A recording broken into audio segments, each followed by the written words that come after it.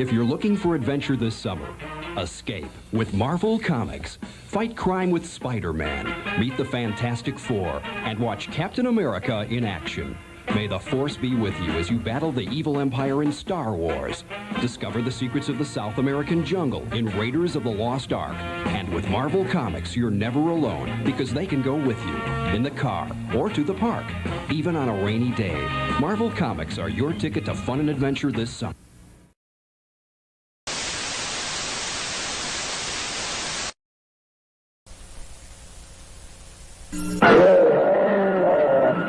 The Incredible Hulk.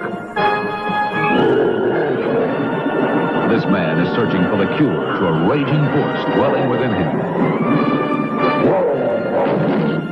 Bill Bixby as Dr. David Banner. Lou Ferrigno as the Incredible Hulk. Together, a powerful combination for justice. The Incredible Hulk, today at 9 on Channel 46.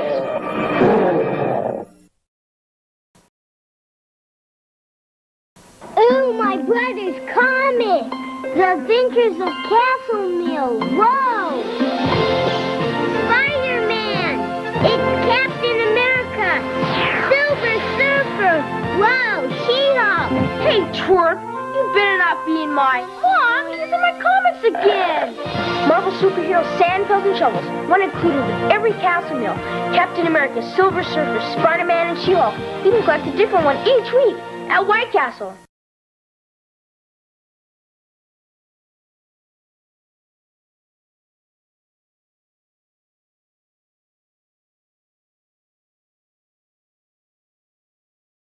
The majesty, the might, the mayhem of Marvel Comics leaps off the printed page for larger-than-life action on the Sci-Fi Channel. Join Marvel's own Stan Lee for 2 titanic days with the Incredible Hulk. One of the great stories of the 20th century. And the Amazing Spider-Man. This one's an original. When the Sci-Fi Channel presents the mighty Marvel Marathon, hosted by Stan Lee, beginning Sunday, July 4th at 8 a.m.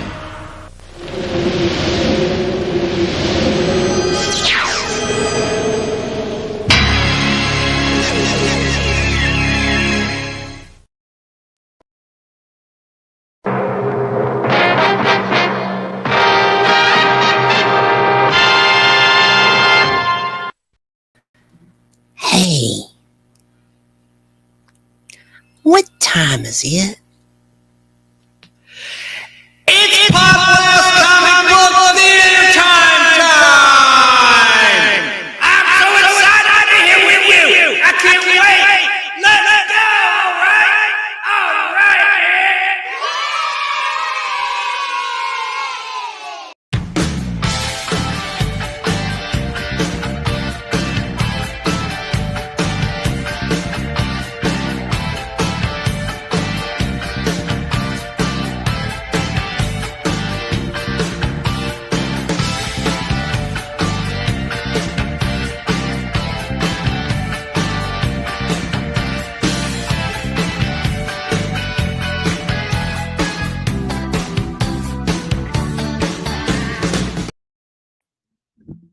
That's right. It's Podblast time. Specifically, it's a new feature that I started a couple months ago called Every Issue Ever Made. How are you doing? This is your weird, informative, hopefully fun time capsule of memories of days gone by as we forge ahead together in the game of life. This is the Nostalgia Show with a bite. I'm Chance Bartels, your host. And as Steve Harvey says at the beginning of Family Feud when he hosts, he always exclaims, "We've got a good one for you today." And hopefully you'll feel that way about this show. This is a comic book show primarily, but I have some other nostalgic tidbits thrown in. If you want to call in to discuss anything nostalgic, the phone number is 770-438-1050, or leave a comment here in the live chat, those that are watching live, with your thoughts, and I'll show your comments on the screen for other folks that are watching on Facebook Live or YouTube Live or Twitch. So the last time we did this in this nostalgic Podblast feature, I call Every issue ever made. You saw all 152 issues of Marvel's The Defenders, which is like the Avengers, but it's the Defenders. About 9 years after the debut of the Avengers in 1963, you had the Defenders hit the scene in Marvel Premiere issue 1 in 1971. So you saw every issue of the Defenders in their regular series, including all 5 giant-size editions of the Defenders and the 1 annual of the Defenders from 1976. And before that, I showed you all 12 Marvel feature comic books, as well as all 100 regular issues of Marvel 2-in-1, which is a title starring the Fantastic Four's Thing, that pile of rocks character, and someone else. It was like Marvel Team Up, which is a Spider-Man comic book from 1971. It started in 1971, where it'd be Spider-Man teaming up with whomever. So you saw all the Marvel 2-in-1 issues of my collection previously, plus the 7 Marvel 2-in-1 annuals. And before that, in the very first Every Issue Ever Made debut segment, you saw all 81 issues of Marvel's Ghost Rider Volume 2 with Johnny Blaze, the Flaming Skull character that Nick Cage played in the movie or movies. Now, this is the 4th installment of this live presentation of comic book covers of my collection. And I'll show you this time every single issue of the comic book titled Marvel Premiere. And I photographed each and every cover to show these on the screen without a glare from the lights. I have a lot of lights in my home studio, so you're going to see the images very clearly. This is a unique comic book title. I think it's the most diverse because you had Alice Cooper in issue 50 of Marvel Premiere. You had the debuts of some iconic Marvel characters like Iron Fist. We'll talk about that later, and I'll show you his debut issue of Marvel Premiere, which is issue 15 of this particular comic book. And, God, you had Western characters. You had the Black Panther doing a stint in Marvel Premiere. And, again, there were some debuts, too. We'll talk about the history of it, and then I'll get to showing you the covers from my collection.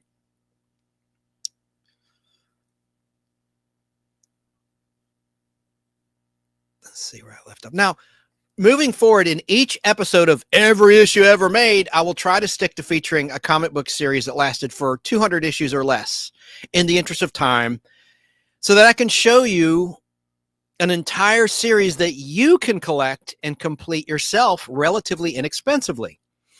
Now, when I get to more popular, longer-lasting comic book titles, I'll show you the first 200 issues or so, and then do a part 2 where I go to issues 200 to 300 or whatever. You know, I'll space it out that way. Also, there's going to be installments where I will display every issue of several short-lived comic book titles in one live stream. Titles like Silver Surfer Volume 1 and Volume 2. And Volume 1 of Silver Surfer, the original from the 1960s, lasted just 18 issues. So anyway, we'll get to all that in the future. So let's get this comic book party started. Are you ready? Have you got a beverage? Well, let's begin with this. This time, all 61 issues, as I said, of Marvel Premiere will be shown. And now, Marvel Premiere is very similar to that 12-issue title we looked at previously, Marvel Feature, which also was an anthology tryout comic book to see how well stories starring specific Marvel comic book characters, new and old characters, sold with the public to determine if they deserved their own comic book title. Now, the same can be said of another comic book series that we're going to cover in the future called Marvel Spotlight, which also began around this same time in the early 1970s. But now, here's some brief history of Marvel Premiere, the comic book series we're going to look at tonight. Marvel Premiere, as I said, is an anthology series, meaning it starred different characters that were published by Marvel Comics. In concept, it was a tryout book intended to determine if a character or concept could attract enough readers to justify launching their own weekly or monthly series. Weekly, I'm used to TV. Their own monthly series or bi-monthly series. Though in its later years, it was also often used as a dumping ground for stories which could not be published elsewhere. It ran for 61 issues from Tuesday, November 23rd, 1971, until Tuesday, May 19th, 1981. Those are the real dates that these editions first hit newsstands and comic book spinner racks. Contrary to the title, the majority of the characters and concepts featured in Marvel Premiere had previously appeared in other comics. That's not true. I got this from Wikipedia because Iron Fist debuted in Marvel Premiere and some other characters too. Mostly this comic book, Marvel Premiere, was published every other month, but in some summer years, just during the summertime, it was a monthly title. And then in the fall, it went back to being bi-monthly or every other month. Every 60 days, you'd get a new edition of Marvel Premiere. You'll hear the actual real-time calendar date that each issue hit the comic book spinner racks and the newsstands when I show you the covers. This is all. I'm almost done with the history, and we'll get to the comic book action where you'll see the incredible artwork in the diverse covers in Marvel Premiere. So Marvel Premiere was one of those 3 tryout books proposed by Stan Lee after he transitioned from being Marvel Comics writer and editor to its president and publisher.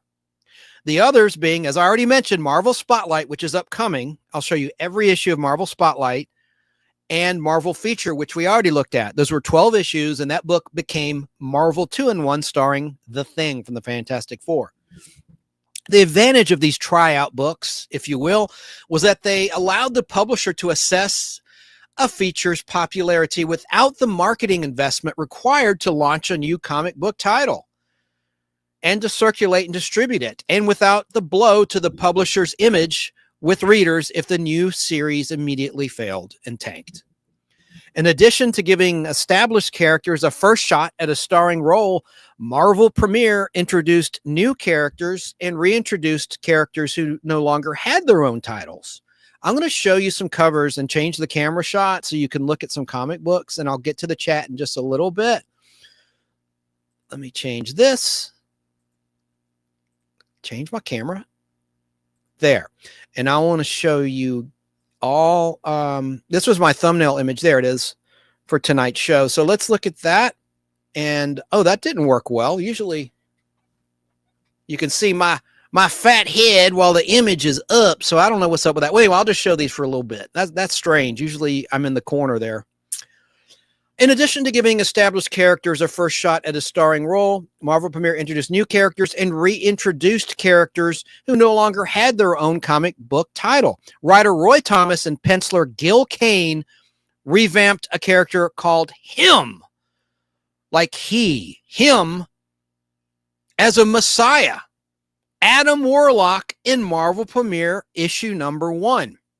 We had seen this character, Him, who emerged from a cosmic cocoon in the Fantastic Four issues 66 and 67, and then in Thor issue 165 and 166. And Thor, before, I think starting with issue 126, Thor was its own title. Before that, it was titled Journey into Mystery, issues 1 through 125. But I digress. So Adam Warlock was the first character featured who, you know, he hadn't been seen in several years, like 5 years in comic books, and he was sort of reimagined with Marvel Premiere issue number 1. And that's a key comic book. And that, as I said, was first released to the public on November 23rd, 1971. The cover date is 3 months ahead of that time. It always is for circulation purposes. I know I'm repeating myself. Anyone who's watched my streams knows that I like to present to you the actual dates these comic books in real time hit the public. Unlike most documentaries, they cite the cover date, which is wrong. Wikipedia also cites the cover date, which is wrong. I'm giving you the real historical facts here. I've done the homework for you and I. Now, starting with issue 3 of Marvel Premiere, Doctor Strange took over the series with writer Steve Englehart of The Avengers. He was writing The Avengers at the time, and artist Frank Brunner began a run on the character. And this artist and writer team killed off Doctor Strange's mentor, the Ancient One. And Doctor Strange became the new Sorcerer Supreme in Marvel Premiere. Englehart and Brunner created a multi-issue storyline in which a sorcerer named Siseneg Genesis spelled backward, goes back through history collecting all magical energies until he reaches the beginning of the universe and becomes all-powerful and creates the universe anew, leaving Doctor Strange to wonder whether this was a paradox or an original creation. Stan Lee, seeing the issue after publication, ordered Steve Englehart and Brunner to print a retraction saying this was not God, but, quote, a God, so as to avoid offending religious readers. The writer and artist concocted a letter from a fictitious minister praising the story and mailed it to Marvel from the state of Texas. Marvel unwittingly printed the letter and dropped the retraction order. In 2010, Comics Bulletin ranked Steve Englehart and Brunner's run on the Doctor Strange Marvel feature stories 9th on its list of the top 10 1970s Marvels.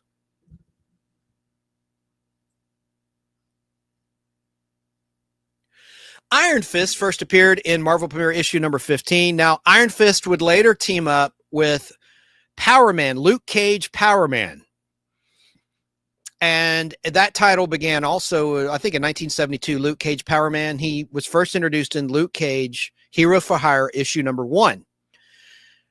Then down the line, Iron Fist was given his own series after Marvel Premiere issue 25. He got his own book, starting with Iron Fist issue number 1, but it only lasted 15 issues. And then eventually he, like I said, he joined Luke Cage's title, and they had a co-starring book. Before it was just Luke Cage, Hero for Hire, Luke Cage, Power Man. Now it was Luke Cage and Power Man and Iron Fist. Or it was Power Man and Iron Fist. That was the title. Okay, so the very first appearance of Iron Fist, who's a kung fu hero, was issue 15 of Marvel Premiere. It was written by Roy Thomas and drawn by Gil Kane. And Gil Kane is an artist who's notable for drawing people looking up their nose. I call them up the nose shots. You'll see some of his art in a minute. He drew the very first cover of Marvel Premiere 1 that introduced Adam Warlock, formerly known as Him, in just a minute. Other introductions included the Legion of Monsters, the Liberty Legion, Wood God, and the 3D Man. 3D is in 3 dimensions, like a 3D movie.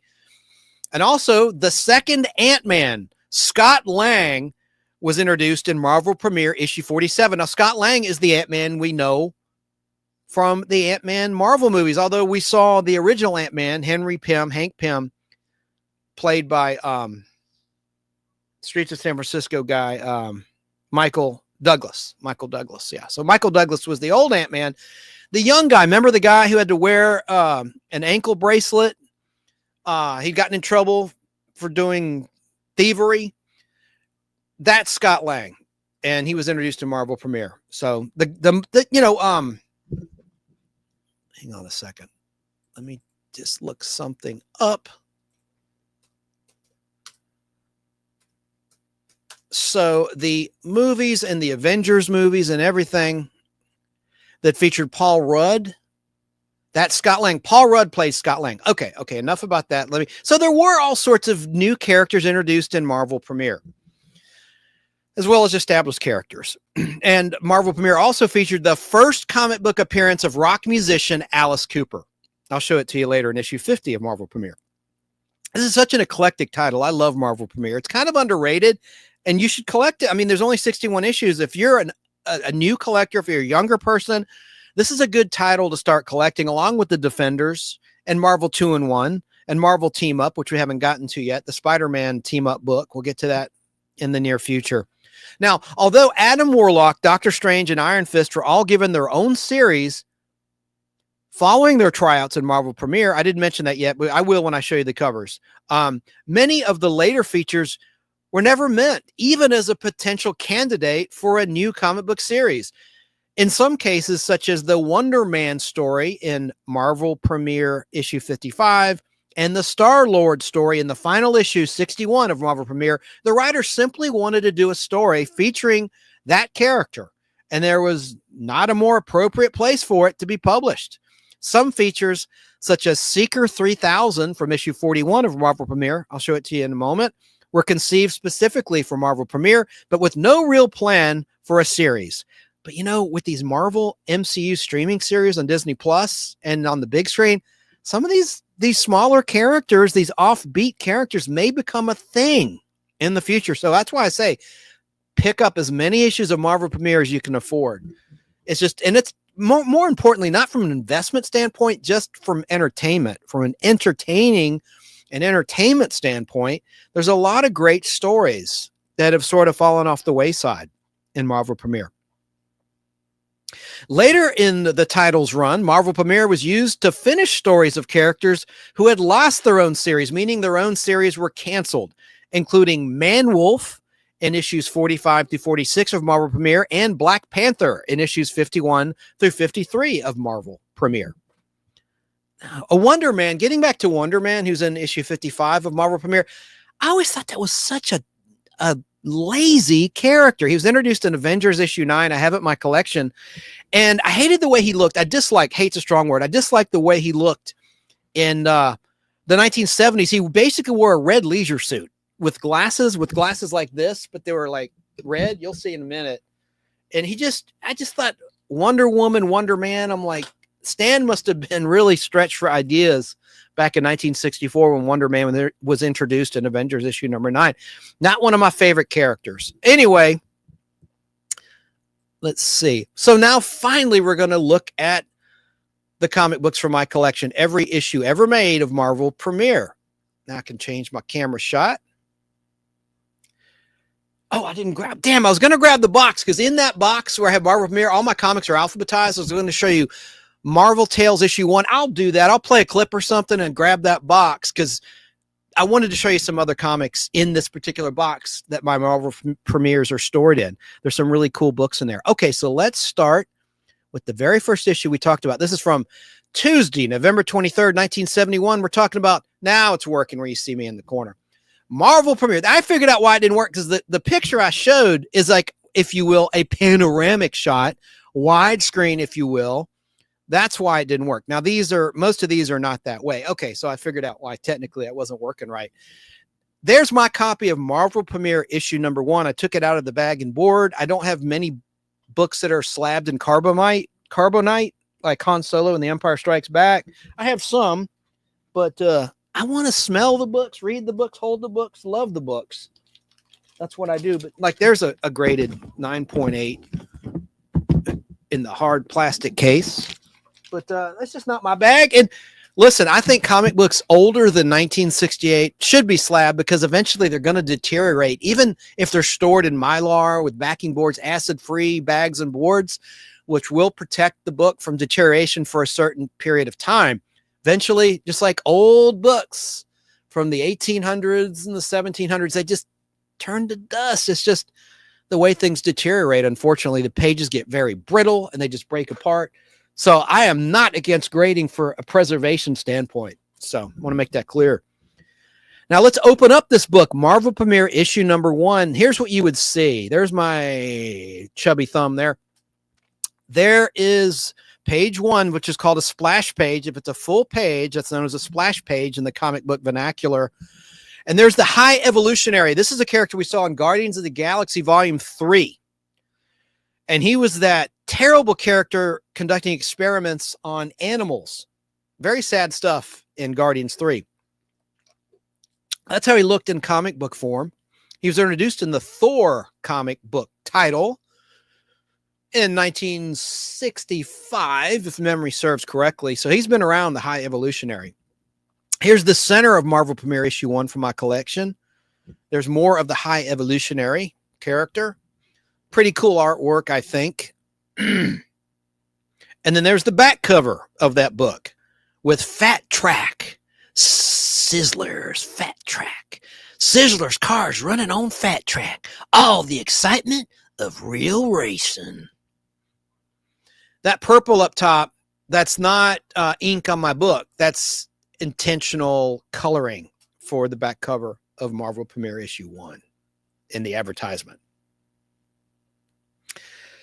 Here is, I didn't tell you about the value I want to do this. This is obviously a key book. It's the first appearance of Adam Warlock, although him was introduced in Fantastic Four issue 67 and Thor 165, and in a cocoon form in Fantastic Four issue 66.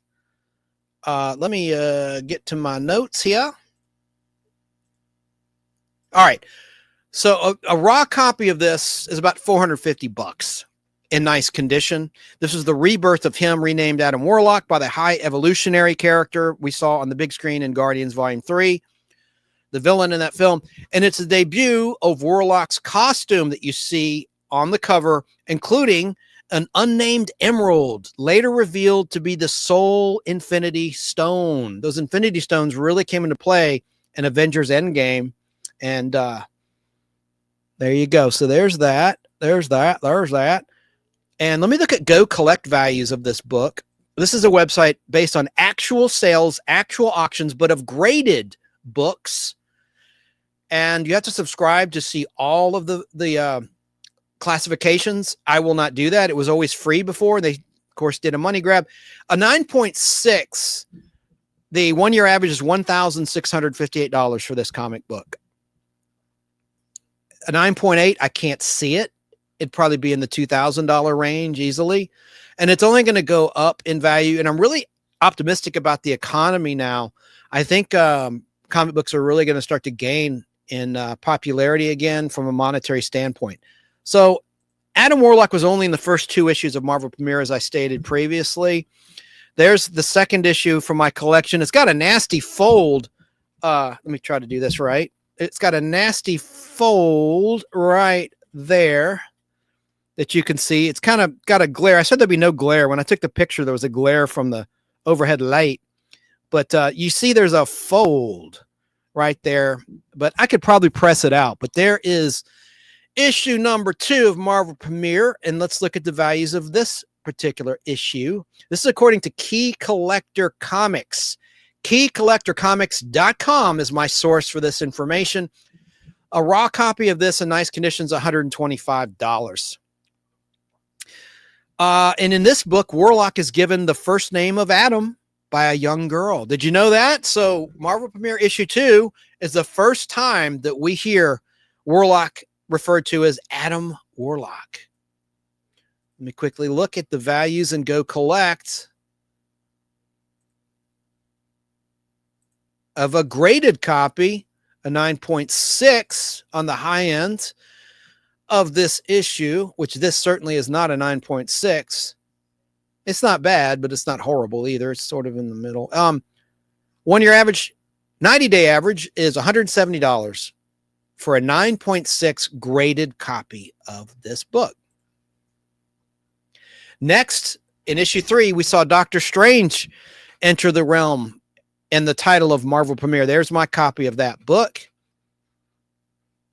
Now, he started in Strange Tales, and it was Strange Tales long before Doctor Strange came along, but he began in the Strange Tales comic book, and Strange Tales was retitled Doctor Strange, starting with issue 169,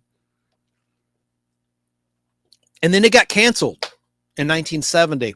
So this is flash forward. This is April 25th, 1972. They brought him back in this cool run in Marvel Premiere. Let's look at the values. Isn't that a cool cover? So Doctor Strange stories begin with this classic story titled While the World Spins Mad.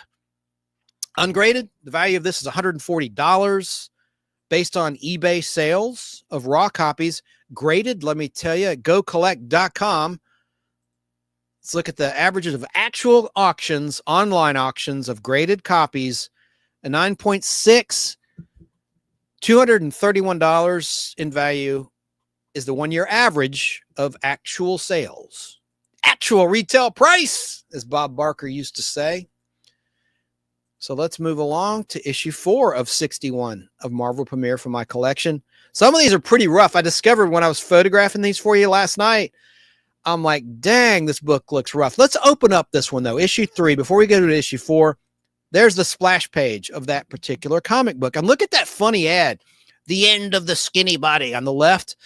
They really had a lot of ads. You know, like the wimp is getting sand kicked in his face on the beach, and he longs to be a muscle man.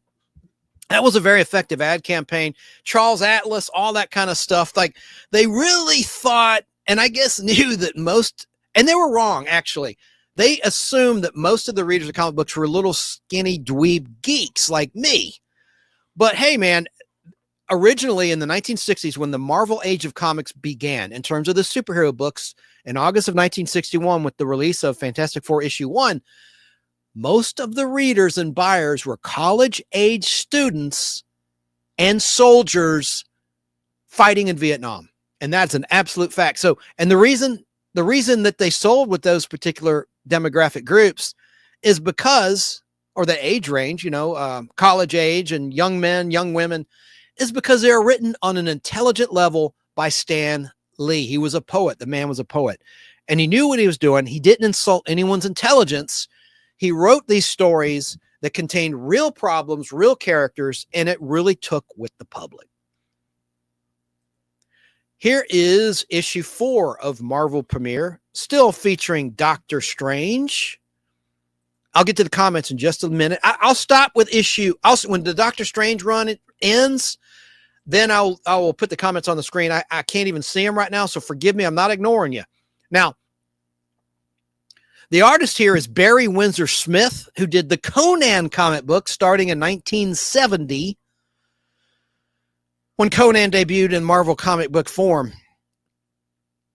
But I just love that artwork. Let me look here. A graded copy of issue 3, 1 year average is $231 for issue 1. And let me see. Let me look at the raw. 140. Okay, I think I already said that. Now, let me look at issue 5. Oh, I am looking at issue 4. Geez. Okay, I couldn't even see what I was doing. That's issue 4. Issue 4. Okay, issue 4 is not a key, so I don't have anything from Key to Collector comic books, but let me look at Go Collect, the actual auctions of actual graded copies of this book. You're probably going to see a drop-off in the monetary value. Okay, it's loading. Building tables. Yeah, it's a $150 book. Graded 9.6. 9.8 I can't see. That's pretty much top of the line in terms of the grades. There are 9.9s out there, and even a 10. It's so rare, though, to find that. Usually 9.8 is kind of the top of the heap. That's accepted in the comic book community. Here's a Marvel Premiere issue. Oh, I didn't mention, did I? This was released on June 25th, 1972, in actual street time. Issue 5 was released August 25th, 1972, so it's still bi-monthly. There was nothing released in July of 72 from this title. This is issue 5 of Marvel Premiere. I love that cover. The Lurker in the Labyrinth, it says. Look at that hand coming at Doctor Strange and the heroes. Now, this one, I believe, is a key. It is. Okay. Raw, high-grade, $165 value. And this is kind of arbitrary. KeyCollector.com is not the gospel. Go Collect is the gospel. Actual sales of graded copies. Now, here's some key facts about this comic book. This is the first team appearance of Vishanti, Agamotto, Hogarth, and Oster. It's the first mention of Shuma Gorath. And there's a misconception about this issue. This issue is often cited as Shuma Gorath's first appearance, but the character is only mentioned in this comic book. Now, let me tell you the graded Go Collect values of actual sales.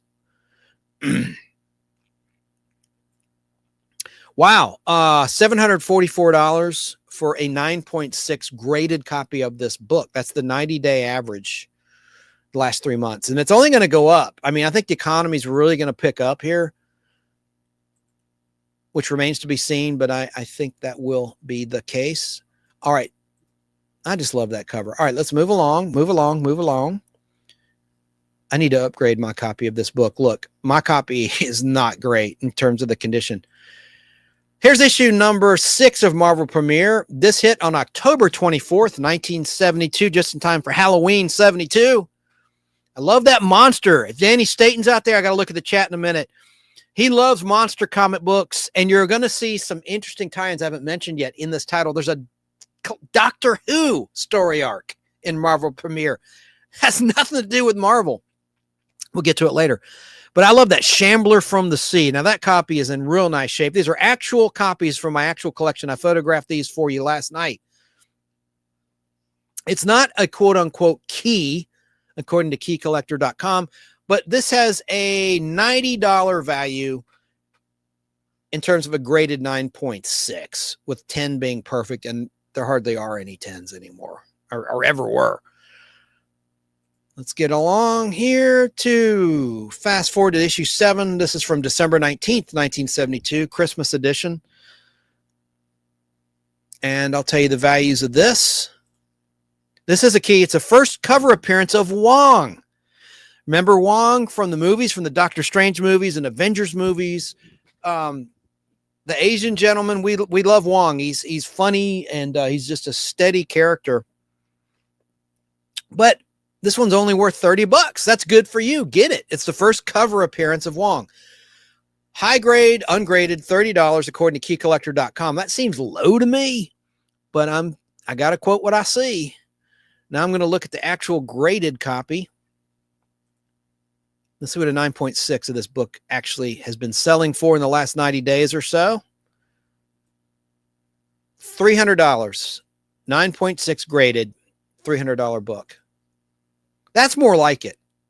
All right, so, but hopefully you'll encounter someone at pull it up on, hey, if you're in a comic shop or a comic convention, pull up keycollector.com, show the dealer that price, and say, I see here's $30. Can you give me a deal? Do it. Just give me some advice there if you want to get your hands on a book that has a lot of potential that I don't think comic book historians have really realized that's the first cover appearance of Wong. So issue 8, now we're into 1973, February 27th, 1973. This is issue 8 of Marvel Premiere.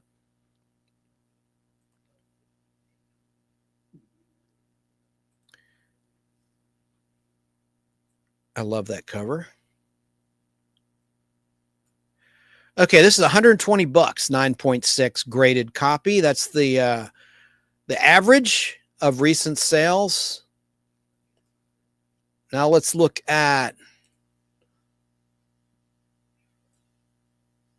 yeah, $30 is just not right. Okay, the next one. Now we're gonna stop, and I'll get to the chat in just a moment. Let me, I've lost my bearings here. Okay, here we go. Let's move on to issue 9. Now, this one, as I said, whoops, is from February 27th, 73, issue 8. Here's issue 9 from April 24th, 1973, Creatures from the Crypt. I just love this cover art, man. I love to make a drink, sometimes alcoholic, some not. Right now, I'm drinking a Dairy Queen. I went to lunch today with a guy named Ron Goss. He's a former DJ at WKHX Kicks Country. Al Hardy and I know him. I met him on movie sets. Before I even knew Al Hardy, I met Al Hardy at Cumulus. I knew Ron Goss from movie sets we worked on together, and I had lunch with him at Dairy Queen. Reason being, he does like auctions, online auctions. There's one, I won't give them a free plug, but the warehouse where you pick up the items is about 3 or 4 miles from my home. So he asked me, would you pick this up for me? I just won this. And I said, sure. And what it was, you know what a Roku box is? A Roku box for streaming entertainment on your television. It's like a Google Roku box, if you will. And he got it for like $9, and the retail value is $50, and it's brand new, sealed and everything. And he just couldn't get there to pick it up. There was a deadline. You had to get it by Tuesday, November 5th at 6 p.m. and they're open from noon to 6. He said, could you swing by and get it? I said, sure, I can, buddy. I'm free that day. And I did. And the nice guy, Ron, bought me lunch at Dairy Queen. Not the most healthiest thing to eat, but I don't care, man. I love the Brazier burger, but I got chicken tender basket. Get this, $7. You get a drink, fries, a chicken tender basket with gravy to dip it in, or a burger, and a sundae, or a blizzard for $2 more for just $7. So $9 if you get a blizzard, $7 if you get the sundae. I got the sundae with the caramel on top, reminded me of the McDonald's sundaes when the machine's working. Thing is, Dairy Queen and Wendy's always has the Frosty. So I think that, the machine's broken. The excuse, they didn't want to clean it. I don't think that's going to hold up for much longer. So let's move along with the comic book covers. Did I mention the value of this? I guess I did. Let me see. I got distracted there. But thank you, Ron, for lunch. There's issue 9 from April 24th, 1973. Here's issue number 10. And this is a key book, and I'll explain. That's from June 26th, 1973. Marvel Premiere issue 10 featuring Doctor Strange. My stomach is growling from that. It's oh my God, the Sunday's coming back to haunt me in the form of flatulence. I'm kidding. From Dairy Queen. This is the first appearance, Marvel Premiere issue 10, of Shuma Gorath, an incredibly powerful elder god. And it's also the death of the Ancient One, talked about it earlier, killed by Doctor Strange to vanquish Shuma Gorath.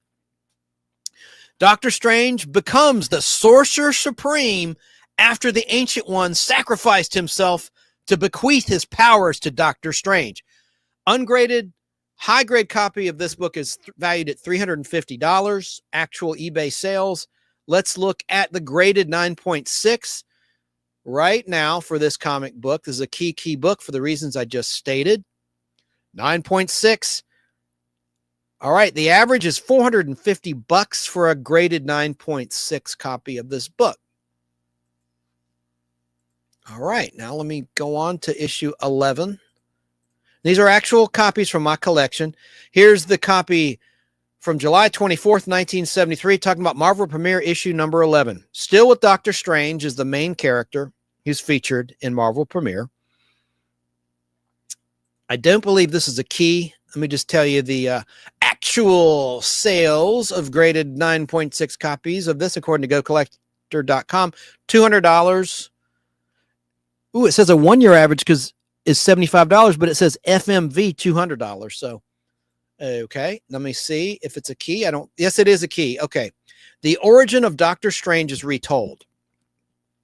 For those that don't know, obviously an origin, anyone doesn't know what the word origin means, I feel bad for you. No, it means it's the story of how he got his powers and how he came to be.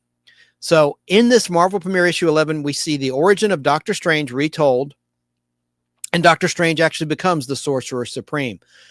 Ungraded, $35 is what keycollector.com cites as the value of this book. Let's move on to issue 12. There's only 61 issues of Marvel Premiere. Here's issue 12 from August 21st, 1973. See, now they're monthly. This is the summer of 73, the first time the book's been out about a year, and now it's monthly, but only for a little while. So, yeah, you had an issue 10 was in June of 73, 11 was July 73, and here's issue 12 from August of 73. Next one would be out in October 73, so they skipped September. So anyway, I guess the logic was summer break, kids are out, they're bored, they're going to spend money on books. And it must have worked because the next year they did the same thing. They reverted it from bi-monthly to monthly. All right, so there's issue number 12. Let me look at my notes for issue 12.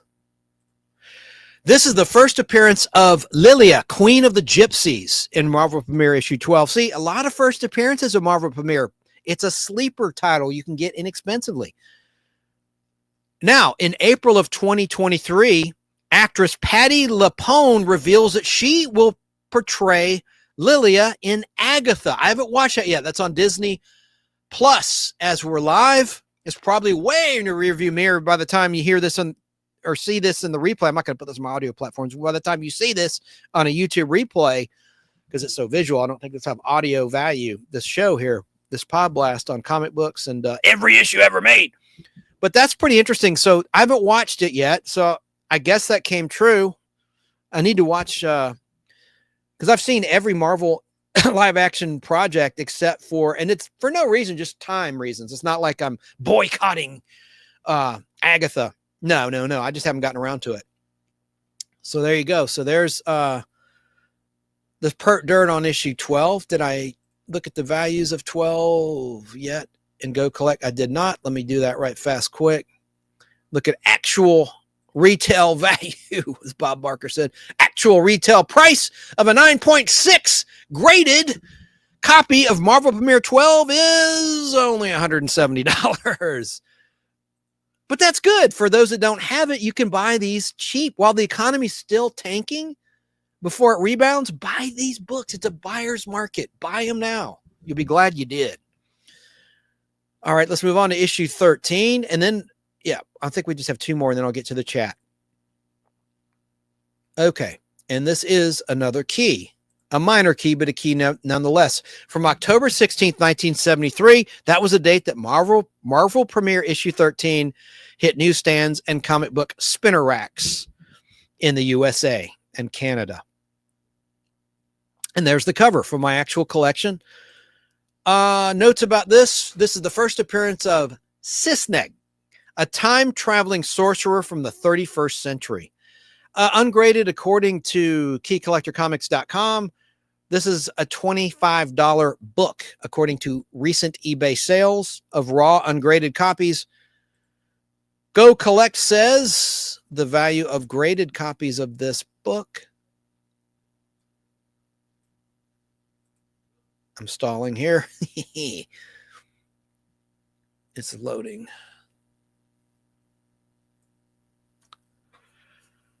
$130. The 1-year average is only $89 of a graded 9.6. FMV. I guess that stands for fair market value. Jeff Logan, I wish you were out there, my comic book collecting buddy. I think that must stand for fair market value. FMV. Let me see if there's a legend here. FMV. Is there a legend on this thing? Well, I'm probably right, but I don't want to guess and guesstimate that I'm right. I want to be right. I want to be correct. Fair market value, I'm assuming, is what that means. Let's move on to issue 14. This is the final issue of Doctor Strange. Last one I'll show before I get to the chat. From December 11th, 1973. The last issue of Marvel Premiere that featured Doctor Strange is right there. Look at my notes. It's not a key according to keycollector.com, but let me look at the actual sales figures at gocollect.com of a 9.6 graded. Okay, here we go. 1-year average $225, and it's not even a key. According to Key Collector, that's pretty high for this book.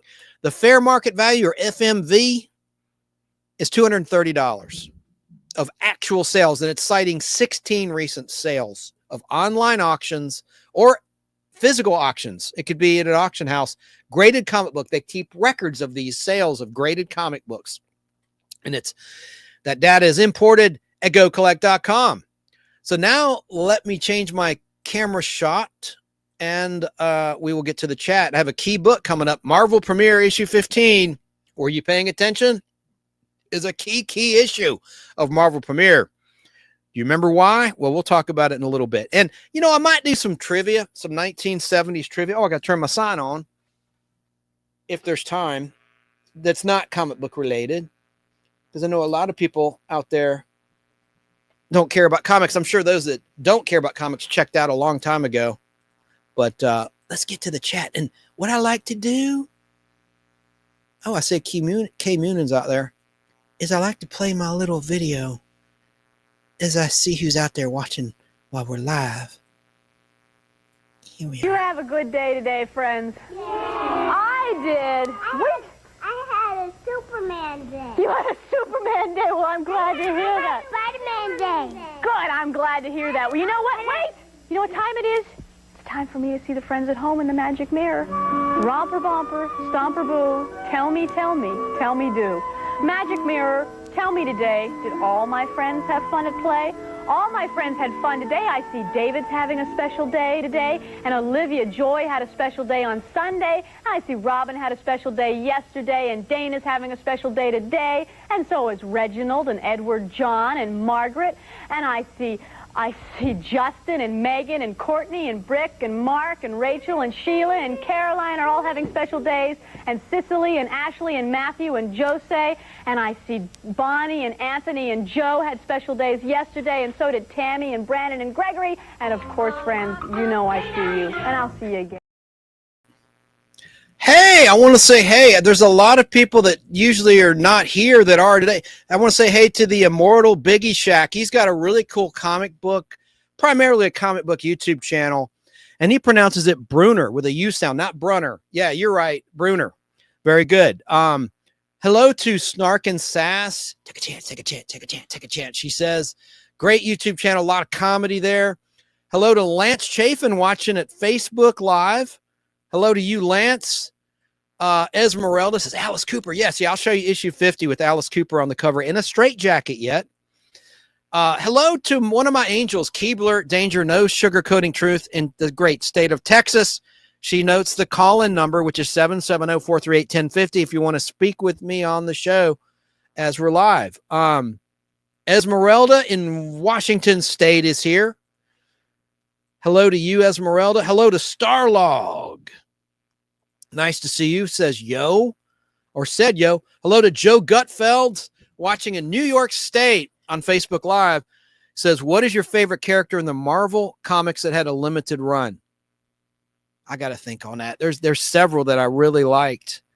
US 1. No, I'm kidding. That was a terrible 1983 comic book by Marvel about truckers. Nothing against truckers, but it just was lame-o. No, I don't know. I got Joe. That's a good question. I got it because I don't want to just. Oh, my chair. What the heck? Pump it up. Pump it up. Pump up the chair. Pump up the volume. Man, a limited run. That is a really good question. I'll think on that.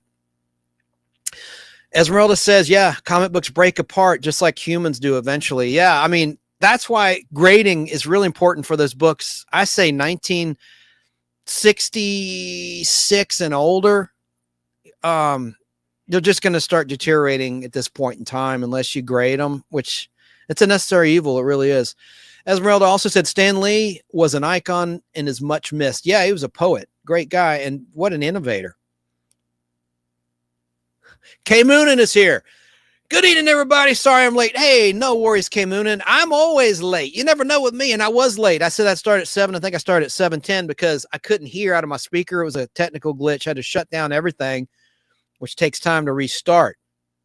Now I'm hungry. What? Because I talked about Dairy Queen? Oh, you're a chef. Don't you cook?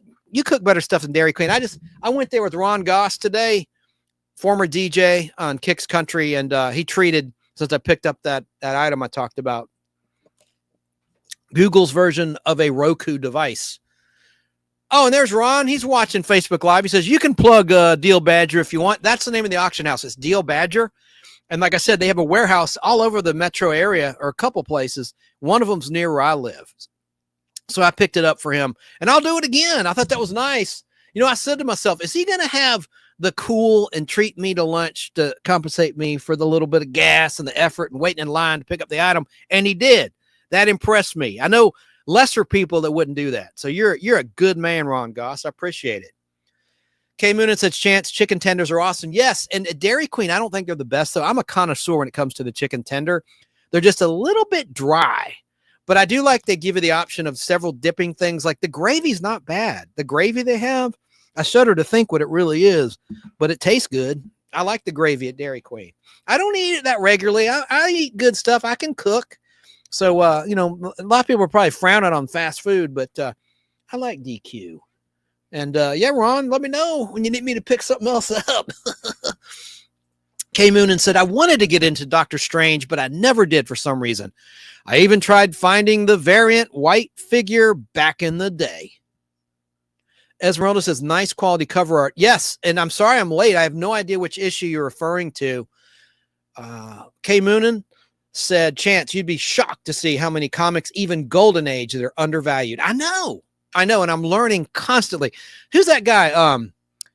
Comic Collector Geek on YouTube. He's got a really rapidly growing channel. He's in Canada, and he has some major Golden Age books. That's his forte. I don't collect Golden Age, Silver Age, and up. I like Marvel, but I do have DC, thanks to an epic collection I bought earlier this year. And I had before some DC, but I like Marvel 1960 to 1993 primarily, but I do go outside those years and those publishers, or that publisher, Marvel. I have a lot of independent, have a lot of books. Kay Moonen said, Marvel Premiere number 15 is the first appearance of the Iron Fist. Yes. Remember Iron Fist 8, the John Byrne cover where you see his fist coming at you? Yes, you are right. and we're going to talk about it in just a moment when I get through these comments. Yes, Marvel Premiere 15 is the first appearance of the Iron Fist. There were several other appearances in this book as well. Yes, and I've covered most of them. We'll cover each and every one. Esmeralda says about Alice Cooper. I have a T-shirt with Alice Cooper in a straight jacket from one of his tours. Very cool. And then one of my angels, Keebler's out there plugging my radio stream, Fistful of Radio out of Atlanta. Go to fistfulofradio.com if you want to hear this program and other great shows like Retro Zest, the Retro Zest show. This guy's also in Georgia. Curtis, he interviews a lot of celebrities. It's a really, really great show. And you can go to retrozest.com if you want to check it out. Just on your own. It's an audio only show, no video, but that's okay. K Moon says, I agree. If you want to learn about Golden Age comics, Alan, that's it. Alan is the go-to guy, as well as his co-host, Stefan. Yeah. Steffo, as he likes to be called. He's in the Oregon State area. He's in Oregon State, and he also has pinball machines. I'm a pinball machine collector. He is too. He's got Whirlwind, The Bride of Pinbot, and Funhouse with the ventriloquist dummy's head, and you try to launch the balls in his mouth, causing him to choke. It's from like 1990. I remember playing it when it was new. It's by Williams Pinball. I have Indiana Jones, the pinball collection here at home. I'm sorry, Indiana Jones, not the pinball collection, the Pinball Adventure by Williams, and it's a prototype.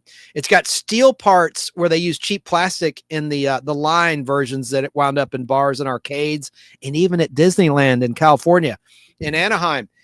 There's an Indiana Jones roller coaster, and there's a gift shop, just like any other, Disney or theme park, or whether it's Six Flags or Disney or Busch Gardens. There's always a theme park gift shop for a particular popular ride. And that's the case at Disneyland. I've been there a couple times, and there's an Indiana Jones pinball machine in the gift shop, but they have it encased in a hardwood case so the machine doesn't get damaged. But it's I won't say cheap, but it's the mass-produced version. Mine has steel parts, and it has more things that light up. They did a budget cut when it was produced way back in 1993. And what I like about that pinball game, I'm sorry, comic book people, I'm digressing, is that you have the actors' voices sampled from the original Indiana Jones and Raiders of the Lost Ark trilogy, including Harrison Ford. Like you have Willie, future wife of Steven Spielberg, current wife of Steven Spielberg, going, I hate the water and I hate you.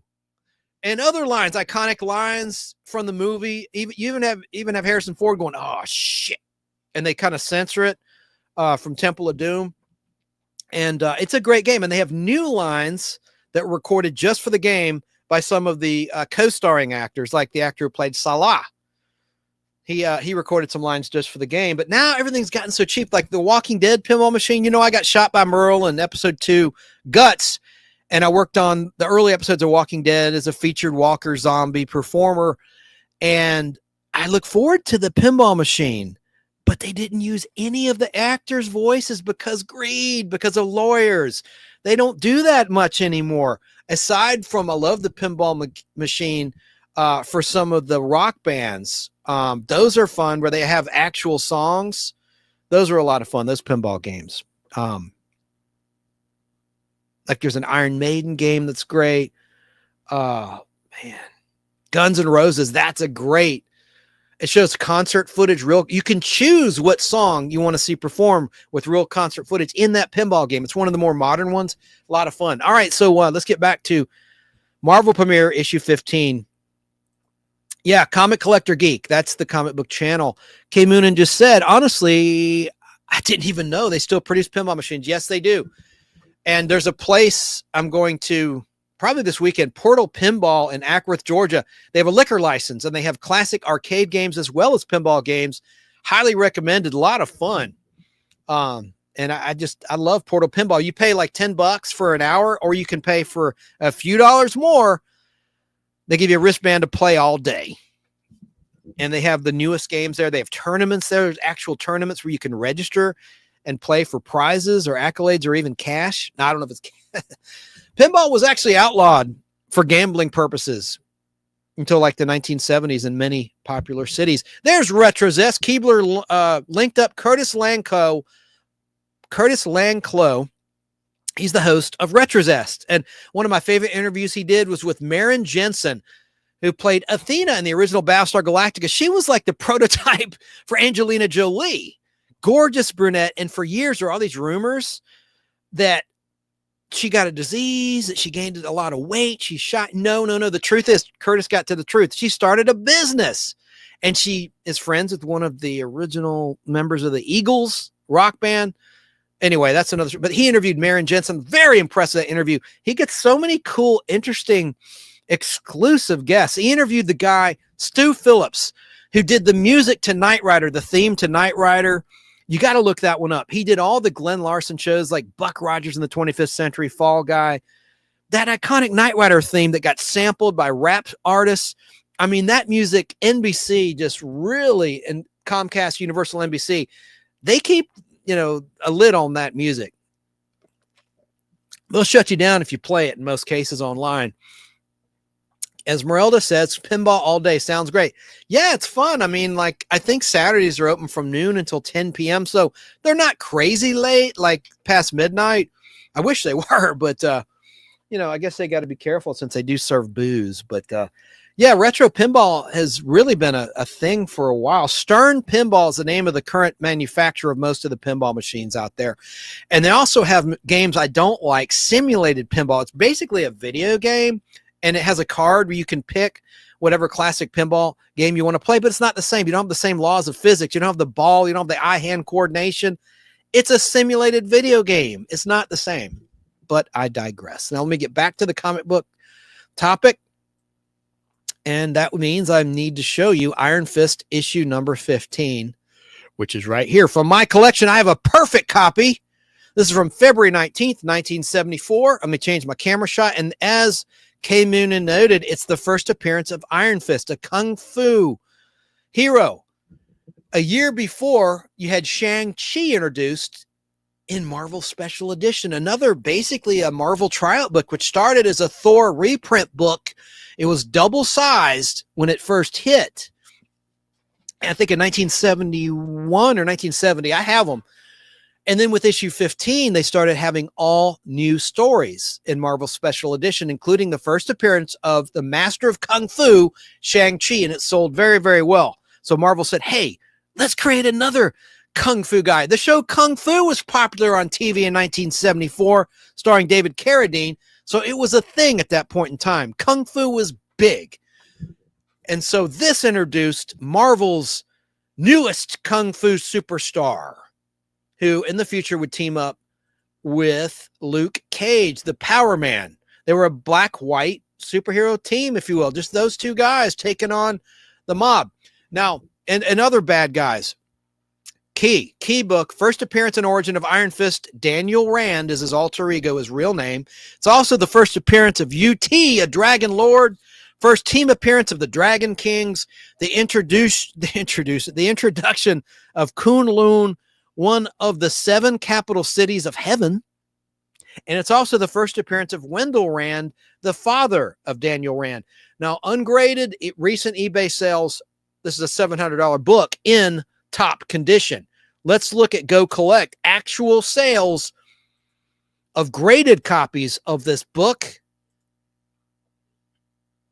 over the last few months. Now, this is only going to go up. I think the economy is about to explode in a good way in the next couple of years, so get it now. All right, here we go. Fair market value is $1,100 according to GoCollect.com. The 1-year average is $1,080 for a 9.6 slabbed and graded copy. The 90-day average, however, is $1,124 for a 9.6, and the 30-day average is already ticking up. The 30-day average of a 9.6 graded copy of Marvel Premiere issue 15, first appearance of Iron Fist, is $1,320. Again, that's graded. So I want to keep it apples to apples and oranges to oranges for anyone watching out there after the fact or live.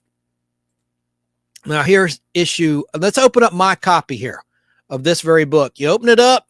There's what you see. There's the first splash page where we meet Iron Fist from my copy. I should get it graded, but it's not falling apart yet. And it's in excellent condition. My next copy, I can't say the same. It's sun faded. This is from, by the way, this is from February 19th, 1974, actual street date. Look what the cover says, though. The cover says, what does it say? I can't even see. May. It says May. Excuse me. Always 3 months ahead. May. See, and what I hate is Wikipedia and other websites and historians will say, in May of 1974, Iron Fist took to the public. No, it was back in February 1974. Details matter, especially with Fantastic Four #1. I love to talk about this. When Stan Lee passed away, they had a big tribute to Stan Lee on the ABC television network. And they said, in November 1961, pop culture history changed forever with the introduction of Fantastic Four issue #1. No, it was in August of 61. What happens in August of 61? The dog days of summer set in, kids get bored, and they spent their dime on FF1, and it sold so well, and it was a bi-monthly title originally, meaning every other month, that all these other superheroes hit the scene, like Ant-Man, the Incredible Hulk, the Amazing Spider-Man, Thor, who of course was a Norse mythology god. Stan Lee can't lay claim and Jack Kirby to creating Thor, but they adapted him and they made him more palatable to a modern audience at that point in time in 1962. Okay, so there's that. And you open it up. And now here is my next issue, the second appearance of Iron Fist. This hit on April 23rd, 1974. And look, it's sun faded. So I bought this at a comic shop. Obviously, it was in the store window. And people need to think, man, comic book shop owners need to realize the sun is going to fade those books. Put something over them at night or take them out the window. I'm not at night, but, you know, when you close the shop, so the early morning. But I guess that's when it's happening. I'm not thinking yet again. It's happening during business hours, right? That's when the sun's out. That's when the sun's hitting that book. But anyway, there's my copy. Let me look at my notes. Second appearance, as I already stated, an Origins key of Iron Fist. This is $125 raw, meaning not graded, in nice condition.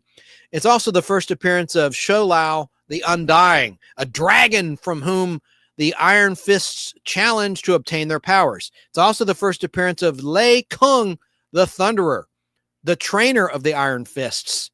It's also the first appearance of a mercenary named Scythe, and the first appearance of Fu Hsi.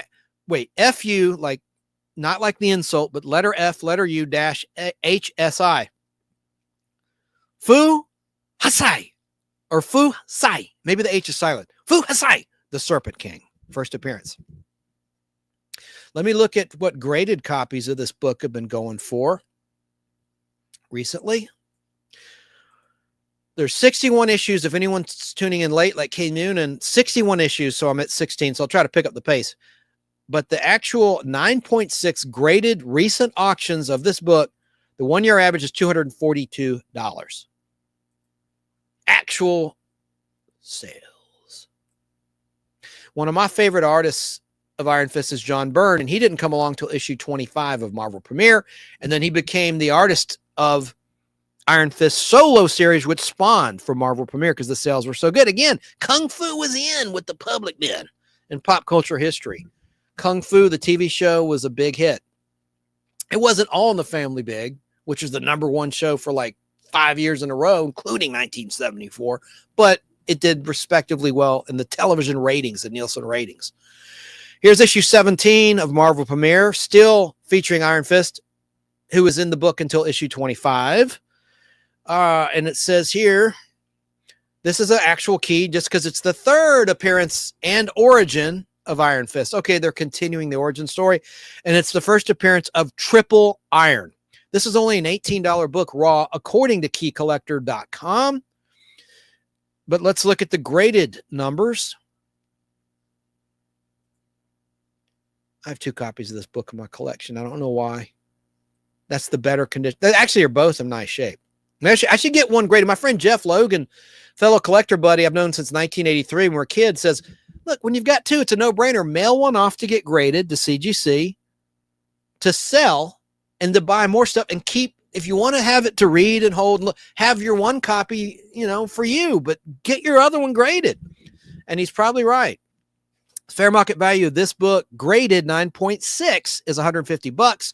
1 year average is $154. The 90-day average is $145 of actual sales of a slabbed copy of this book, Marvel Premiere issue number 17. Let's move along. These are actual copies from my collection.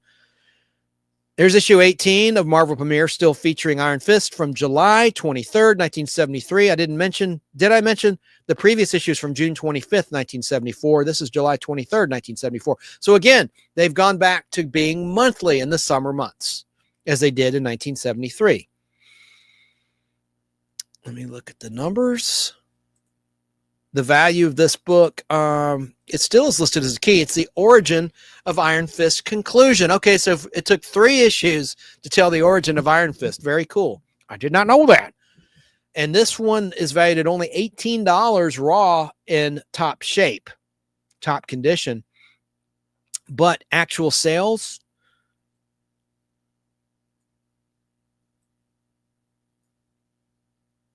one-year average is $96 for this book.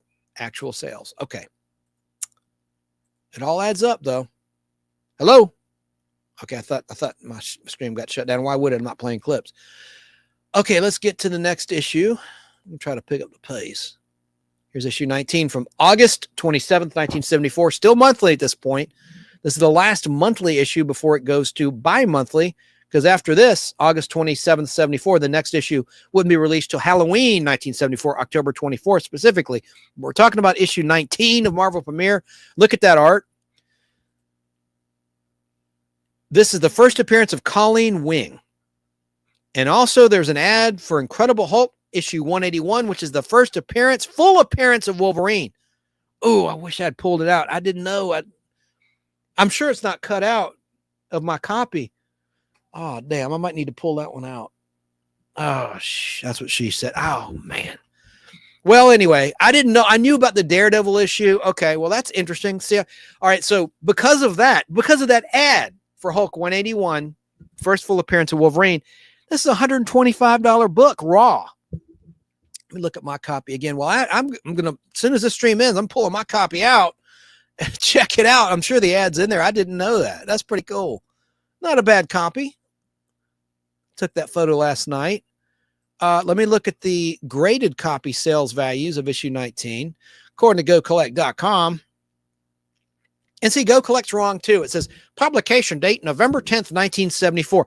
How can a reputable site that has real actual data of actual sales be wrong? You're wrong. It's not November. You're freaking wrong.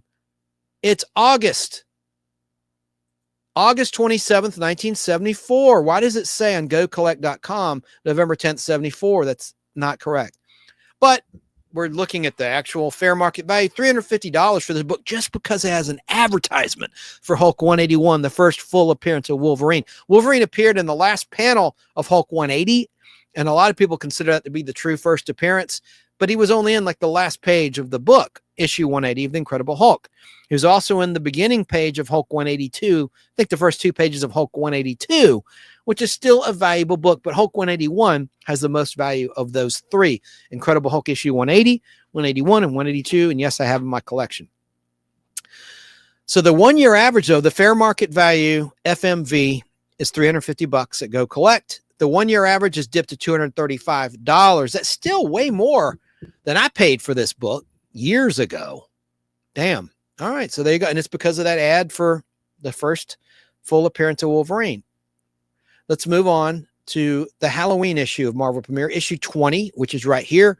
Here is Batroc. This was the villain introduced in the pages of Tales of Suspense. He fought Captain America. And in the early Captain America issues, Tales of Suspense became Captain America, starting with issue 100 of that book. But before that, before the Marvel Age of Comics of 1961 and 1962, it had monsters and horror coded, though. So it was mandated by the Comics Code Authority, which came along after the release of Seduction of the Innocent book, which caused a lot of parents to burn comic books. That's why Golden Age comics are very scarce and rare, because There was hysteria saying, look what your kids are being taught in the comic books. It showed sex, it showed violence, and like beheadings and stuff in the horror books. The EC Horror, EC Gaines Publishing wound up later publishing Mad Magazine of all things. They went in, their I guess claim to publishing history with most people is Mad Magazine. Oh, you can't see it because hang on a second. I have a book about Mad Magazine. My brother-in-law gave me the Mad Bathroom Companion, the Mother Lode. It's a huge, thick hardcover book. Okay. We're on issue 20. I didn't mention the values. It's not a key book according to Key Collector, but let me look up the actual sales of this book. I want to have a complete Marvel Premiere documentary for you tonight as we're live. This book, the FMV in a 9.6, not a 9.8, is $100. 1 year average is $73 for a graded 9.6, according to all the data of auctions. All right, let's get on with issue 21. This is a key. Ooh, this is a good one.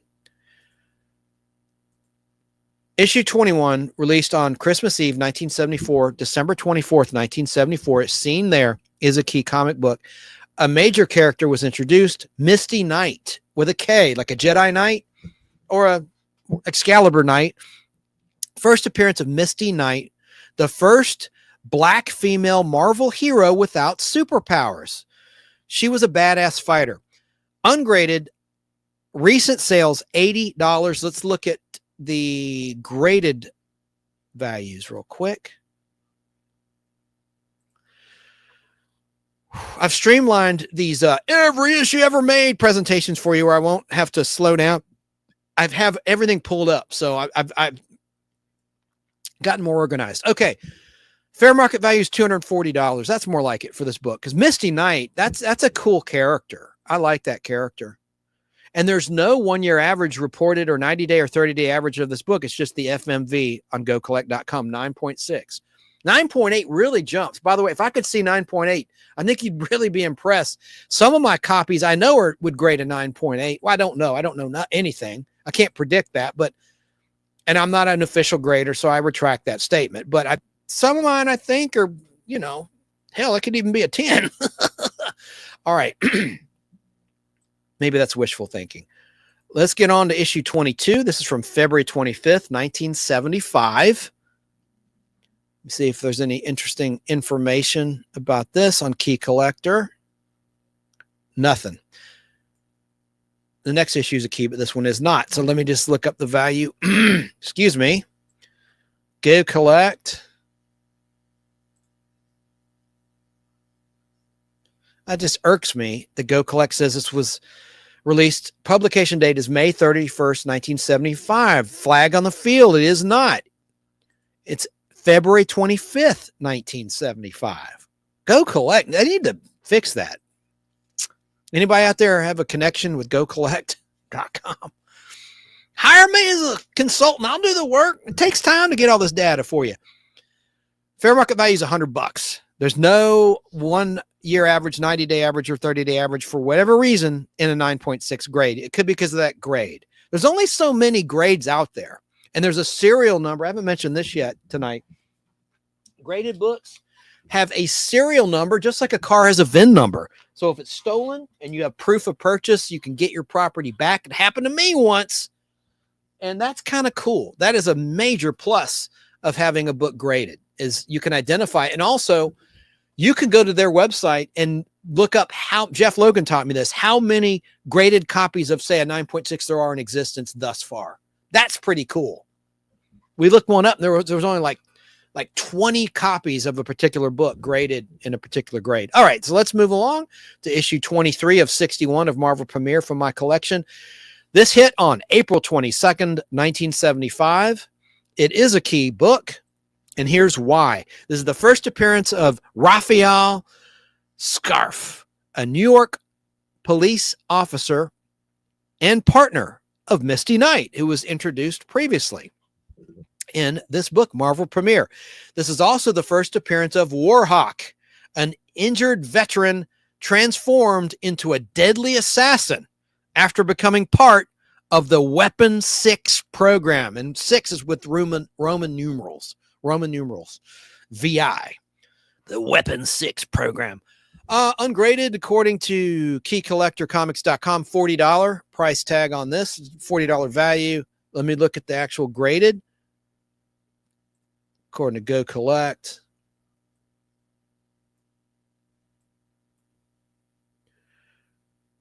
Only $80. Fair market value, FMV. I don't know what the F stands for. I'm assuming it's fair market value. 1 year average is only $75 of a graded 9.6 actual sales. No pie in the sky figures, real figures there. Marvel Premiere issue 24 hit on June 24th, 1975. Again, back to monthly, like they started in 1973, then in 74. They continued in 1975, making this a monthly title during the summer months. So here is this issue titled Summer Kill. Let me see if it's a key. It is. Keycollector.com cites this as a key, and here's why. It's the first appearance of Princess Azir, A-Z-I-R, Princess Azir, an ally of Iron Fist turned enemy of Iron Fist. $25 is the raw high grade value according to according to keycollector.com. But GoCollect.com, the graded 9.6 actual sales. Let's see what those numbers look like. 90-day average is $84.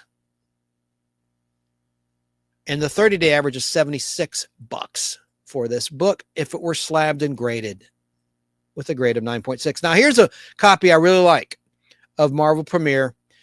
The reason I like it, not only is it the last Iron Fist Marvel Premiere issue before it spun off into Iron Fist's own series, but this is the first time John Byrne did the pencil art. He's one of my favorite comic book artists. This is from July 8th, 1975. Mindstorm. All right, ungraded, $50 book in high grade. Ungraded. Key facts, according to keycollector.com, this is the first artwork on Iron Fist by John Byrne. I just said that. And it's the first cameo appearance of Darren Hogarth. All right. Now let me look up Go Collect, see what they had to say in terms of, or what the public actually had to say with their dollars with actual auctions of graded 9.6 copies of this book. Wish I could see 9.8. I may go ahead and buy a membership because 9.8 is the exciting number, but 9.6 isn't bad. All right. So FMV fair market value is $100. The 1 year average is $93. 90-day average is only $69, so it went down, it dipped. But the 1 year average is $93. It'll go up once we get back into a stronger economy, I think, when people have more disposable income to spend on comic books. All right, now we shift to a different character, Hercules. Hercules. A little reference to a great Eddie Murphy movie, The Nutty Professor, the remake, 1996. I love that better than the original Nutty Professor with Jerry Lewis. This is from August 5th, 1975, so still monthly at this point. Issue 26, and it is a key. There's Hercules. Hercules. It's the first solo headlining Hercules comic book feature.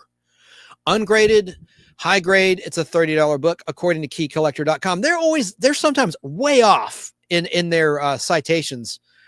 Not as scientific as Go Collect, where it's actual sales, but let's look at what Go Collect has to say in a 9.6. There you go, more like $290. But that's a graded 9.6, where you've invested with the shipping and the cost to have it slabbed from a grading company of your choice. And of course, CGC is the universally accepted #1 grading company in the comic book community. $290. All right, that's more like it.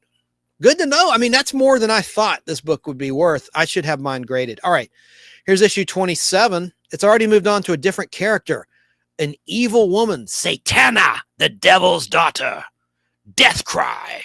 Wow, this is from September 9th, 1975. So still monthly, but the next issue, it'll go back to bi-monthly, issue 28, which will be out in November 11th, 75. But we're talking September 9th, 75 here, when this book first, which is a Tuesday. These books are always released on a Tuesday. Tuesday, September 9th, 1975, we saw Marvel premiere number 27 hit the street. This is from my actual collection that you're looking at now. I photographed that just for you and just for me for insurance purposes. But there's that. And let me look up. It's not a key, so let me look at the actual sales in gocollect.com. I guess she didn't take Satana. I wonder why. Probably would now. Oh, wow. A 9.6 is $240 for this book. Graded 9.6, $240. Wow. I can't imagine what a 9.8 is, but damn. The next book is a great one Danny Staten would like if he's watching the replay, because it features monsters. This is the Legion of Monsters. I love this cover and this comic book because look, you got Morbius. We're going to talk about him a lot in the future. Every issue ever made. Because I'm going to talk about, he had a brief run in another title we'll get to another time. There's Man-Thing. There's Werewolf by Night. And there's the Flaming Skull Ghost Rider. I showed you every issue of the Flaming Skull Ghost Rider Volume 2 Marvel series. All 81 issues previously in the very first installment of Chance Bartel's The Nostalgic Podblast. Every issue ever made. But that they missed Halloween by days. It must have been a deadline issue. This was released November 11th, 1975. Obviously, it was supposed to be a Halloween issue. They blew it. They blew it. Kind of like WKRP in Cincinnati. Turkeys Away. The classic Thanksgiving episode actually aired before Halloween in 1978. On October 30th, 1978. I don't know that I get tickled by that fact. The network screwed up. So did, unfortunately, Marvel Publishing and the distributing. I can't believe they didn't knock this out by Halloween. They should have made it an October release. See, they went from monthly to bi-monthly. Why did they do that? That was a classic mistake. They were already on a monthly summer schedule, and they decided, some genius said, well, let's make this, we got to make it bi-monthly again, remember? And then they would have been plenty of time for Halloween had they not done that. It would have been released like around October 10th, 75, instead of November 11th, 75. That's kind of funny to me. Let's look at why this is a key. This is the first team appearance and origin of the Legion of Monsters, consisting of Ghost Rider, Man-Thing, Morbius, who's a vampire, and there was a movie, which I liked because it took place on a ship. I liked it. It got trashed by a lot of people, including Shane B., friend of the show. But I liked it. Sony, I liked Morbius. Oh, and Werewolf by Night. That was the other person. And I loved Werewolf by Night, the Halloween special on Disney Plus in the MCU. They did it in color and in black and white, and I loved it. Although the cover indicates these characters team up, the story pits Ghost Rider against the other monsters while attempting to protect an alien being. It is not a conventional team-up or a team assembly. High-grade, raw, $180 is what eBay sales have generated lately. Let me look at the graded 9.6 according to GoCollect.com. And even GoCollect says this was out January 31st, 76 instead of November 75. That just irks me to no end. Please fix that, somebody. I've been lucky. A lot of times, I don't know how many people watch or listen to this show. Will watch. This is going to be a video exclusive. But sometimes I'll state something that's not right, and it'll get fixed. I don't know. It's just luck, coincidence. This has got to get fixed, Go Collect. Have the actual street date. Come on now. You're presenting all this accurate data. Look at this. 1 year average, $805 for this book. But that's graded 9.6. I know I'm being repetitive, but for anyone tuning in late, it's a very important distinction. That is a graded, meaning encased in carbomite.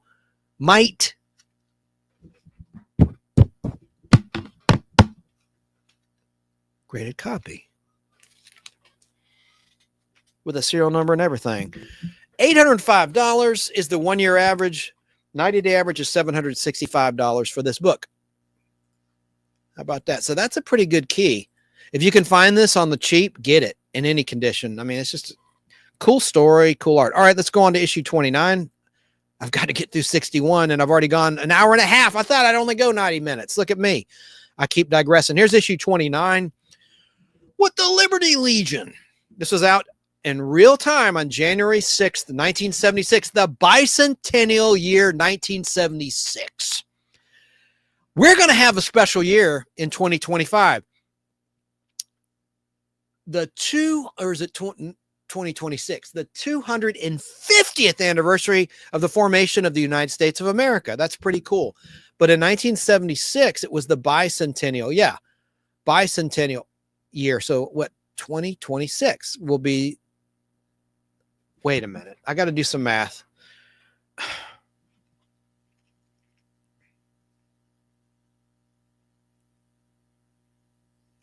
I'll do it on my own time later. I don't want to waste time doing that. But somebody out there in chat, tell me when will be the 200. I can't do Siri and all that right now. Let me just look it up. When will the 250th anniversary of the USA be? What year?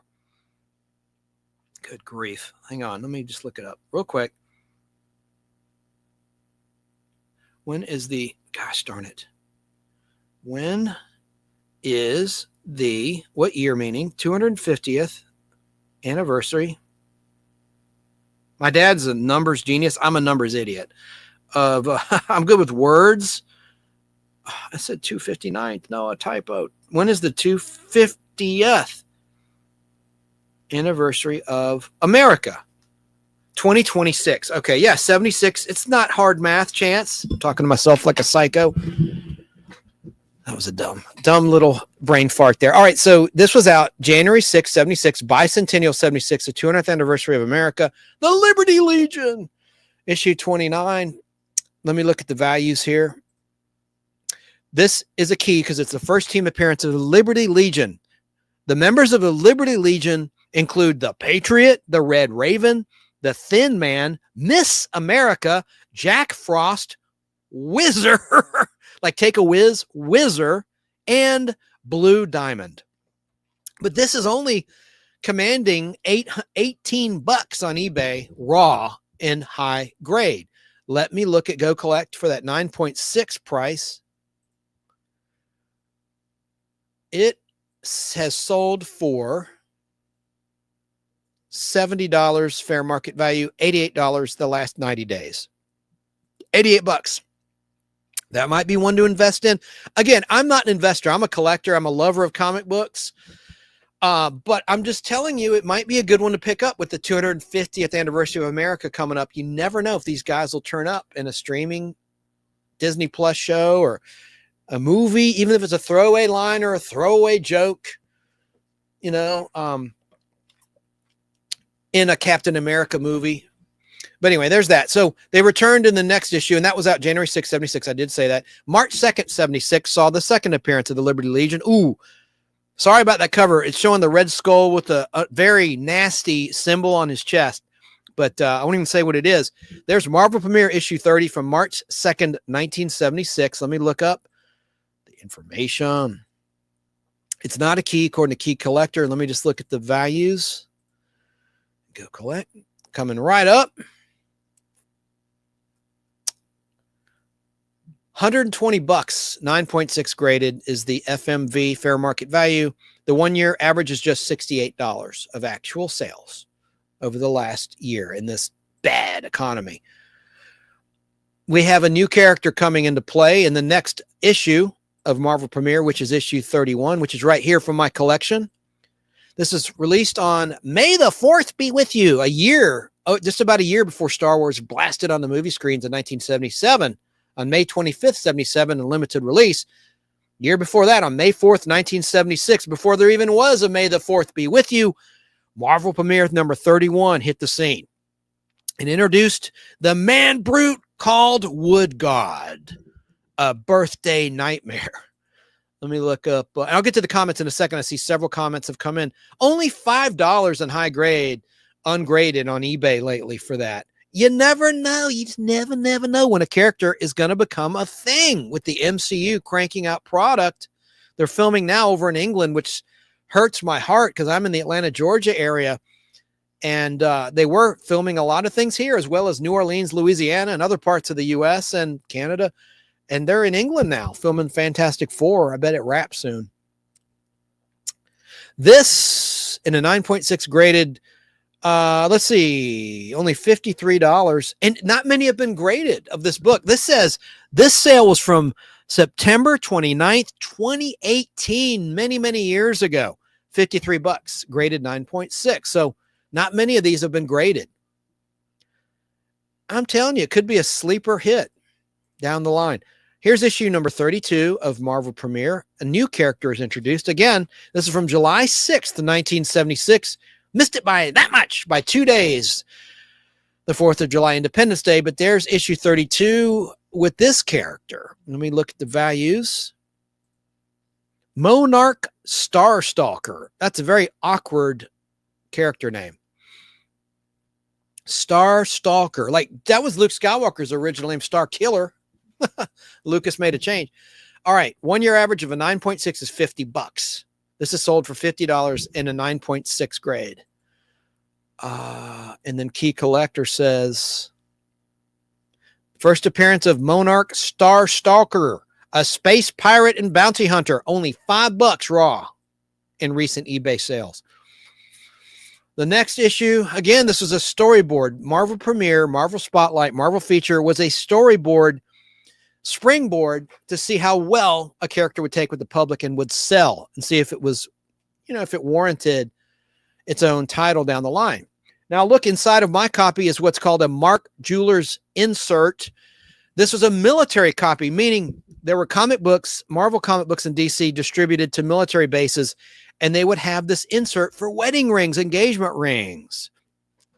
That's a Mark's Jeweler insert. And I got a bunch of my collection, including this book here. And there you go. So let's move on to issue 33. Another new character. Look at that. The Mark of Cain with a K. September 7th, 1976 is when, which is a Tuesday, when this book hit the scene. The first appearance of Solomon Kane in color. Only $8 is what this is sold for in high grade on eBay recently as a raw ungraded book. The graded 9.6 averages are, I don't predict this guy will ever be anything, but you never know. The last sale of a 9.6 was way back on August 3rd, 2020, $50. We're about halfway through the collection, just over halfway. I'm going to try to pick up the pace. Maybe I should take a break. Yeah, because I remember, what the hell? I didn't do issue 33. I didn't photograph issue 33, and I have it. Well, I'm going to pull it up right now. That is cuckoo. No, I might just pull it out the box. Yeah, because I wanted to get this box out anyway. I'm going to do that. I wanted to get this box out anyway because there's other cool Marvel titles like Marvel Tales #1, mint copy. Let me do that. I hate to do this on camera, but I'll do it while I'm live. Bear with me.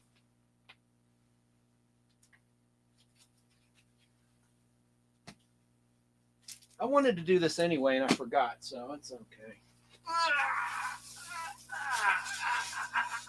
I wanted to show you the box anyway that we've been looking at. Well, this is the second half because, look, everything's nice, boarded, bagged, new boards, new bag.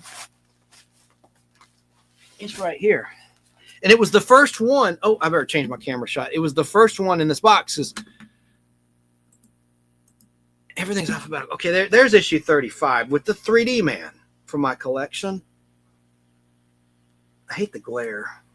But anyway, it's not much. It's not like a huge book. But, well, that's okay. I wanted to get this box down. I hate to have that big gaping hole in the background. That's what, oh, God. Hang on. Oh, Jesus. All right, let me go here and let me change the shot and we'll get back on track. Yeah. Damn.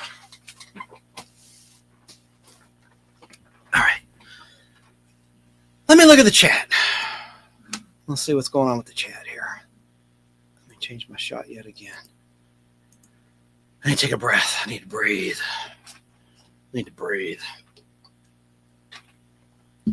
Let's see what's up. All right. I'm gonna trim my beard up tonight. I think there's something I can't talk about it. Okay. By the way, Podblasters Friday night. I'm gonna be working, so no show Friday night. I'm sorry, Mr. Gutfeld. I'll try to do some trivia tonight. I'm trying to get back to Friday night, 7 o'clock. I did a show once a week. I've been doing it Sundays lately. I won't be able to do it Sunday. This is gonna be it until next week. I'll probably have to do it Tuesday night again. Maybe, you know, I'm sort of freelancing and everything's out of control. Not out of control. I mean, it's good, but in terms of out of control, in terms of when I do a pod blast. So I'll try to knock one out. And BBB Saturday night, maybe. That's Brainbender's Banter. Those that don't know, we have a panel of different YouTube creators. And Chrissy, Brainbender's Banter, is a pretty big YouTube channel. She has like almost 100,000 subscribers. She focuses on brain teasing puzzles.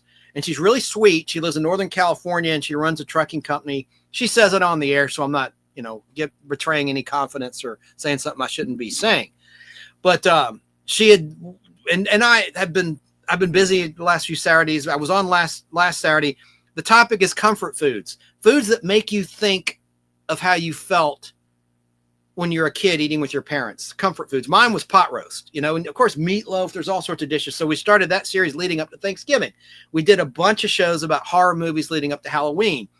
We were going to talk about true crime. And I said to Chrissy, you know, people want to lighten up. We just had a lot of things in the news. We had an election that was somewhat heated, you know.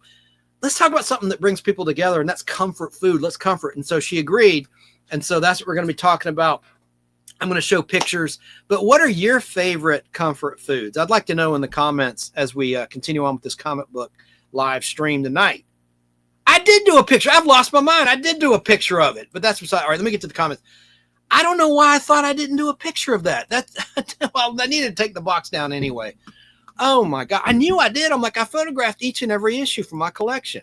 The hell? All right, let me get back to the comments, see where I left off. Esmeralda, I have a t-shirt. Yeah, I remember that. Yep. Stern Electronics makes pinball machines. Oh, wow. Okay. I love Mad Magazine, says Esmeralda. Yeah, this was what I was talking. Well, I can't take it down. Everything will fall. There's a Mad Magazine my brother-in-law gave. It's kind of got a glare. It's back there behind me. Kay Moonen said it was Seduction of the Innocent that caused the end of the Golden Age. Yes. And I didn't really complete my thought. They had a grading system after that.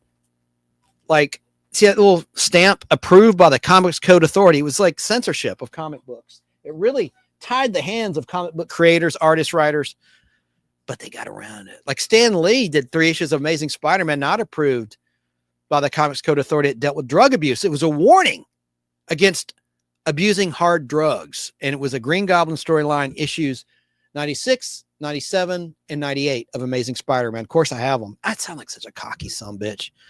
All right. Came in and also said, a lot of the villains from Marvel Premiere, you never see anymore. Maybe they should bring back or reinvent some of them. That's what I'm saying. It's a treasure trove. If you're a writer for these Marvel movies and streaming shows, you know, don't overlook these guys. And that's why you should buy them. If you haven't gotten them yet, you've heard some of these values, $5, $8. Get them and show. That's my little tip of the day. It's not a trick, but show the dealer, and always do a comic book show at the very end. Now, I know you risk the good stuff being picked through and bought, but at bigger shows, a lot of these dealers will drop their pants at the end. Like on a Sunday, if the show was like Friday, Saturday, Sunday, I always would show up. Did with Jeff Logan.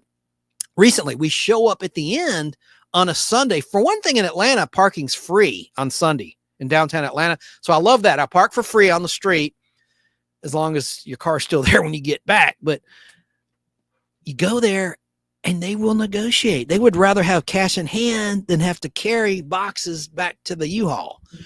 Always do that at the end. But show them Key Collector, show them the website on your phone and say, hey, look, Key Collector, $5 price. Can you match that? It may not work, but a lot of guys, they may not know themselves the value of the graded copy. Then go get it graded if you're into that. If you're an investor type. All right, anyway, Esmeralda said the remake of Nutty Professor is better. Yeah, than the original. I think so too. I mean, that was genius. That incorporated Eddie Murphy's brilliant characterizations that he introduced in Coming to America back in 1988, filmed in 1987, years before.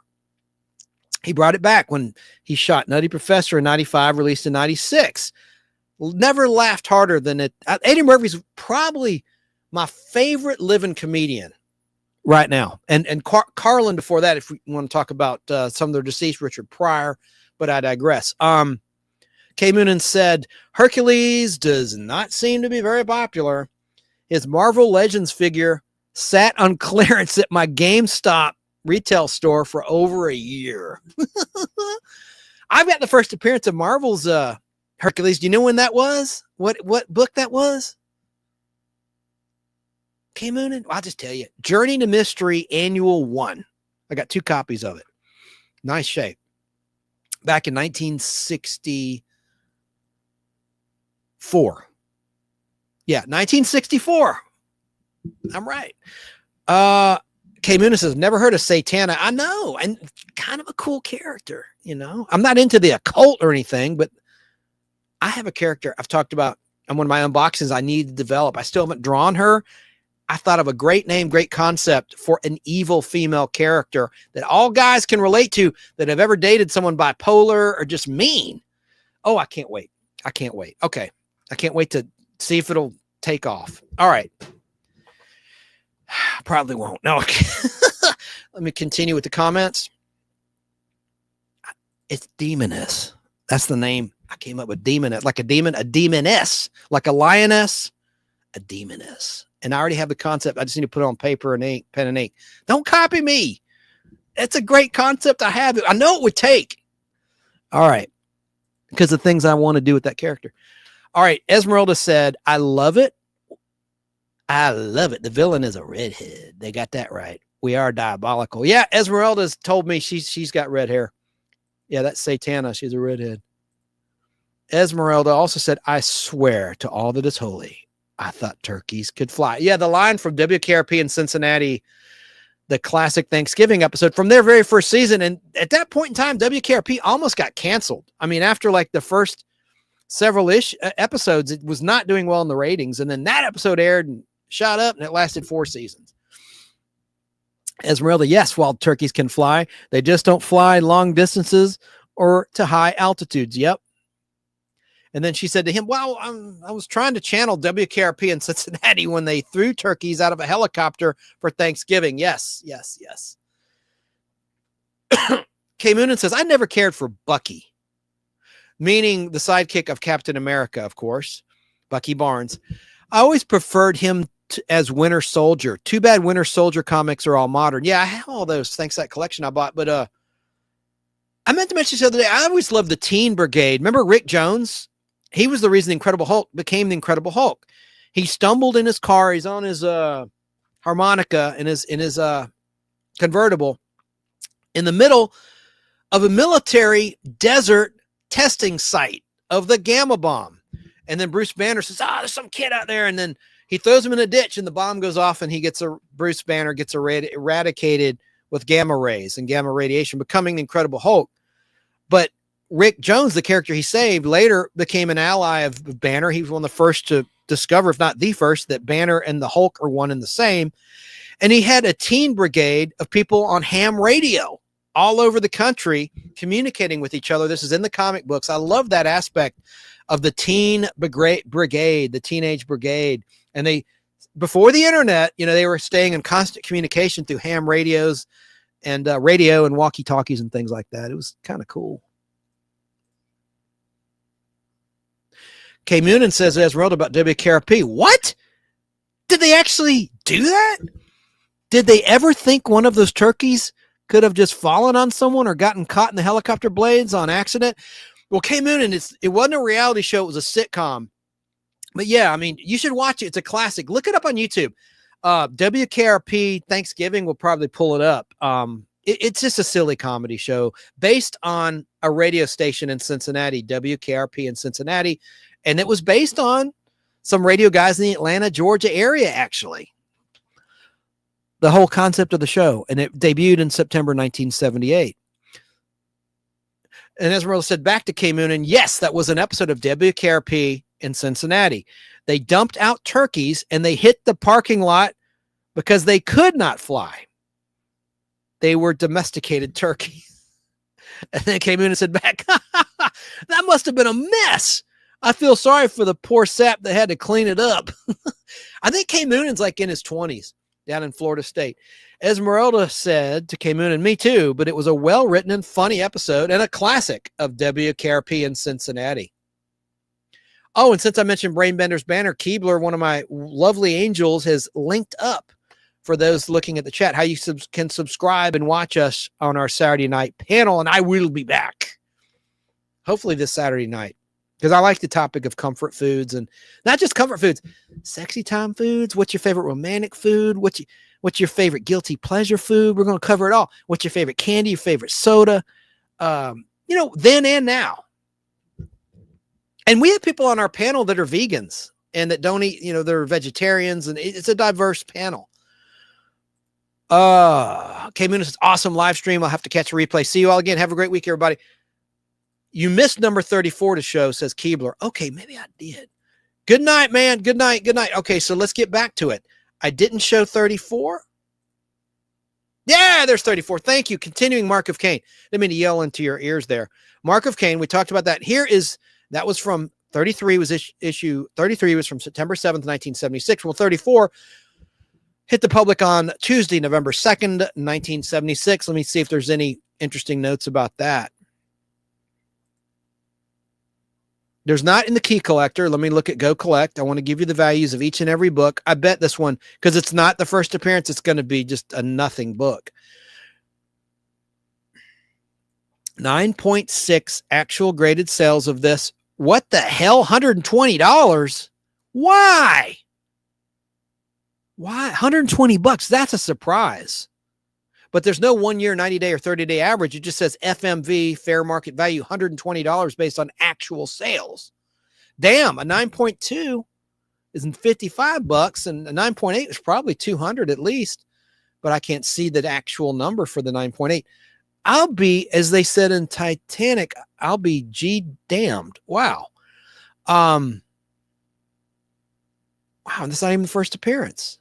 Okay, well, let's move on to issue 35, introducing another character from July 4th, 1977, issue 35 of Marvel Premiere out of 61 total issues, introducing the 3D Man. Look at him coming at you from the comic book pages on that front cover. Everyone's leaving.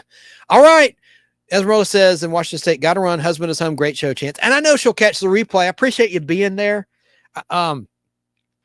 She is a good wife, because whenever that husband comes home from work, she is on his lap with a drink.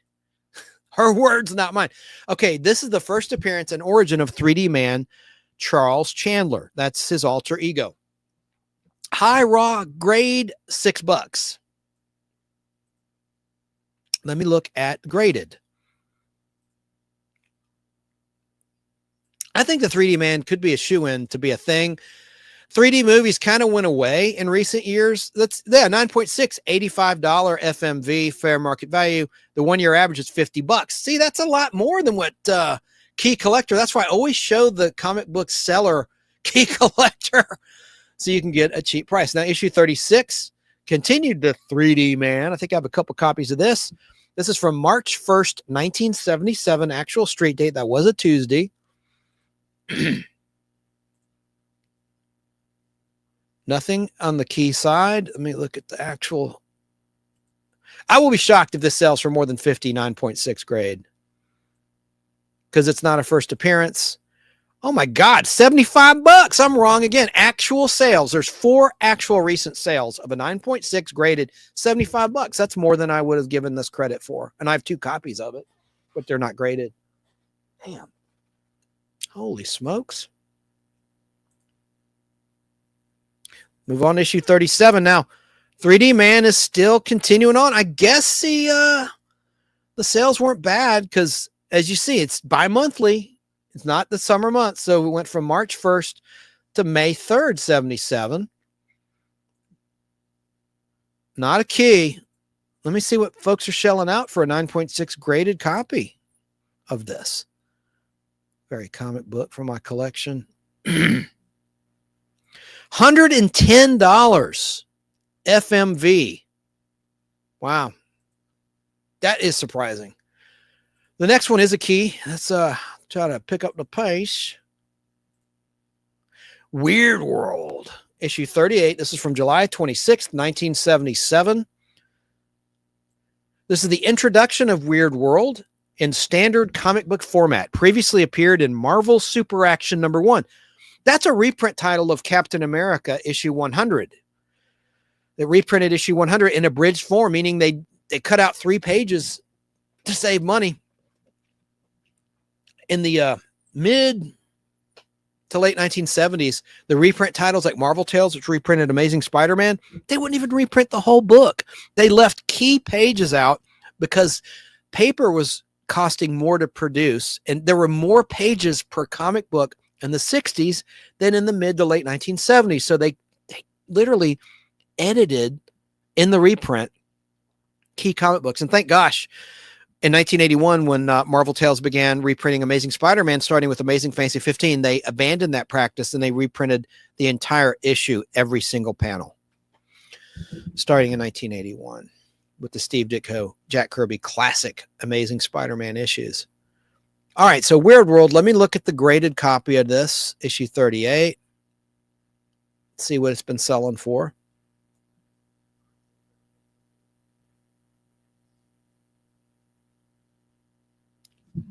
Any day now, it's building tables. It might not even have any data on that. It never has been this slow to populate the tables of the chart.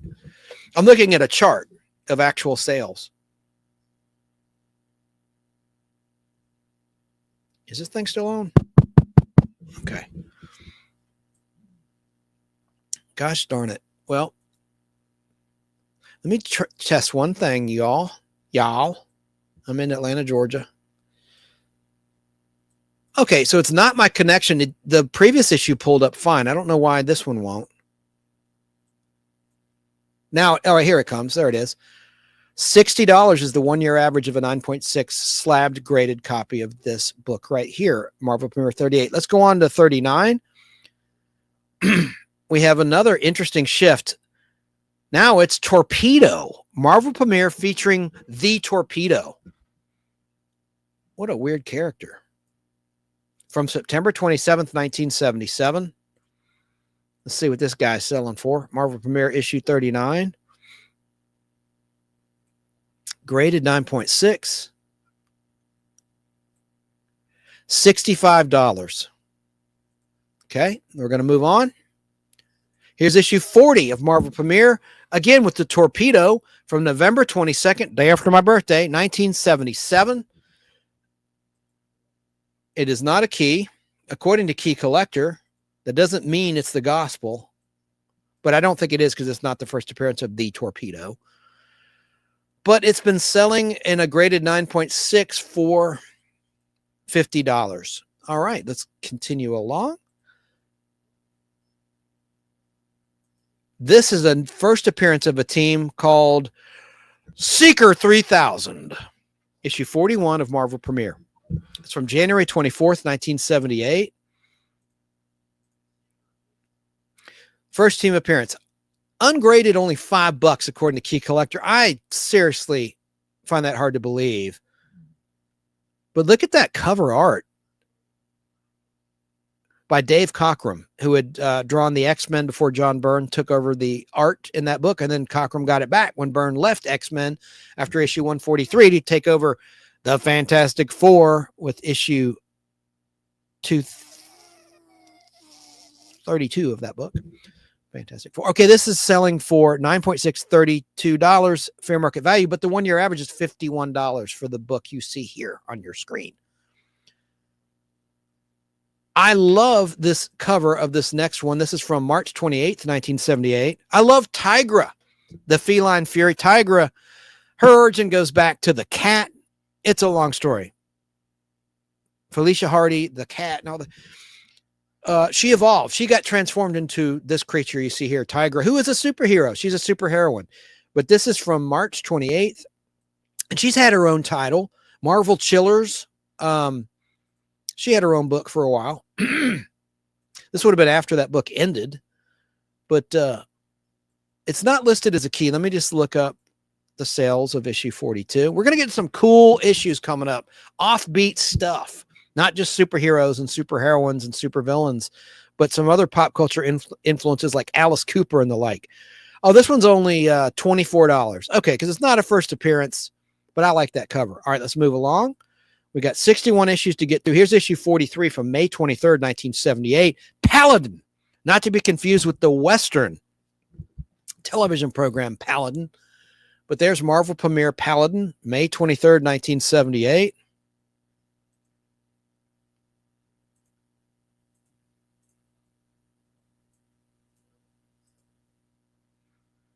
And the value, 9.6 graded, only $30. Wow. All right, let's move along. Issue 44 saw Jack of Hearts get his own book. This is from July 25th, 1978. We're getting to some key, exciting books here, sexy books, if you will, in a second. This is the first solo story featuring Jack of Hearts. $12 raw, ungraded, in high grade. Let's look at what the graded copy's been selling for lately. Slabbed and graded, 9.6, $55. Okay, let's move on.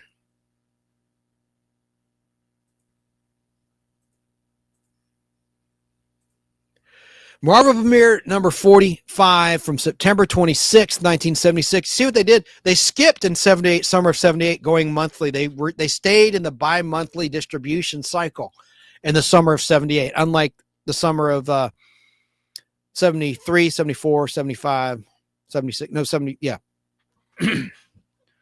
There is a character I like. This is the son of J. Jonah Jameson, for those that don't know. He's an astronaut. He'd been to the moon. He was introduced in an Amazing Spider-Man issue number 1. And he becomes a wolf because of a moonstone in his neck. And he had his own title in Creatures on the Loose for a while. And he came back in Amazing Spider-Man. He became a wolf in Amazing Spider-Man issue number 125 and 126. I'm going to go to the graded copies of this book. 9.6. We'll go to the highest grade I can see in the free version of GoCollect.com. Only $55 with a fair market value with a $63 1-year average. That's about right. But let me look at Key Collector. Yeah, Key Collector only has it at $7 in high grade. Ungraded. Key facts according to KeyCollector.com. The first appearance of Other Realm, a world in outer space of sword and sorcery. It's also the origin of Man Wolf and how he relates to Star God, the ruler of Other Realm. Okay, let's move on. This is a pretty interesting key. Issue 40. No, it's not. I screwed up. Here's the second Man Wolf appearance in Marvel Premiere in issue number 46 from my birthday, November 21st, 1978. I would have turned 8 years old that day. This hit the street. Not to date myself, but my name's out there. I have an IMDb page. Someone on International Movie Database put my date of birth out there, which I hate because I've been told I look younger than I am, especially when I'm clean shaven. The gray in my goatee kind of gives away I've got some age, and I don't look actually all that young, but I used to look younger, like 10 years ago, way younger than my actual age. So it really bothered me. I don't know who did it. Someone put my date of birth and my place of birth on the internet, and I can't do anything about it. I can't take it down. Anyway, whatever. So let me see. Did I look up the graded? I don't think I did. Let me look up the 9.6 of graded, slabbed, Marvel Premiere 46.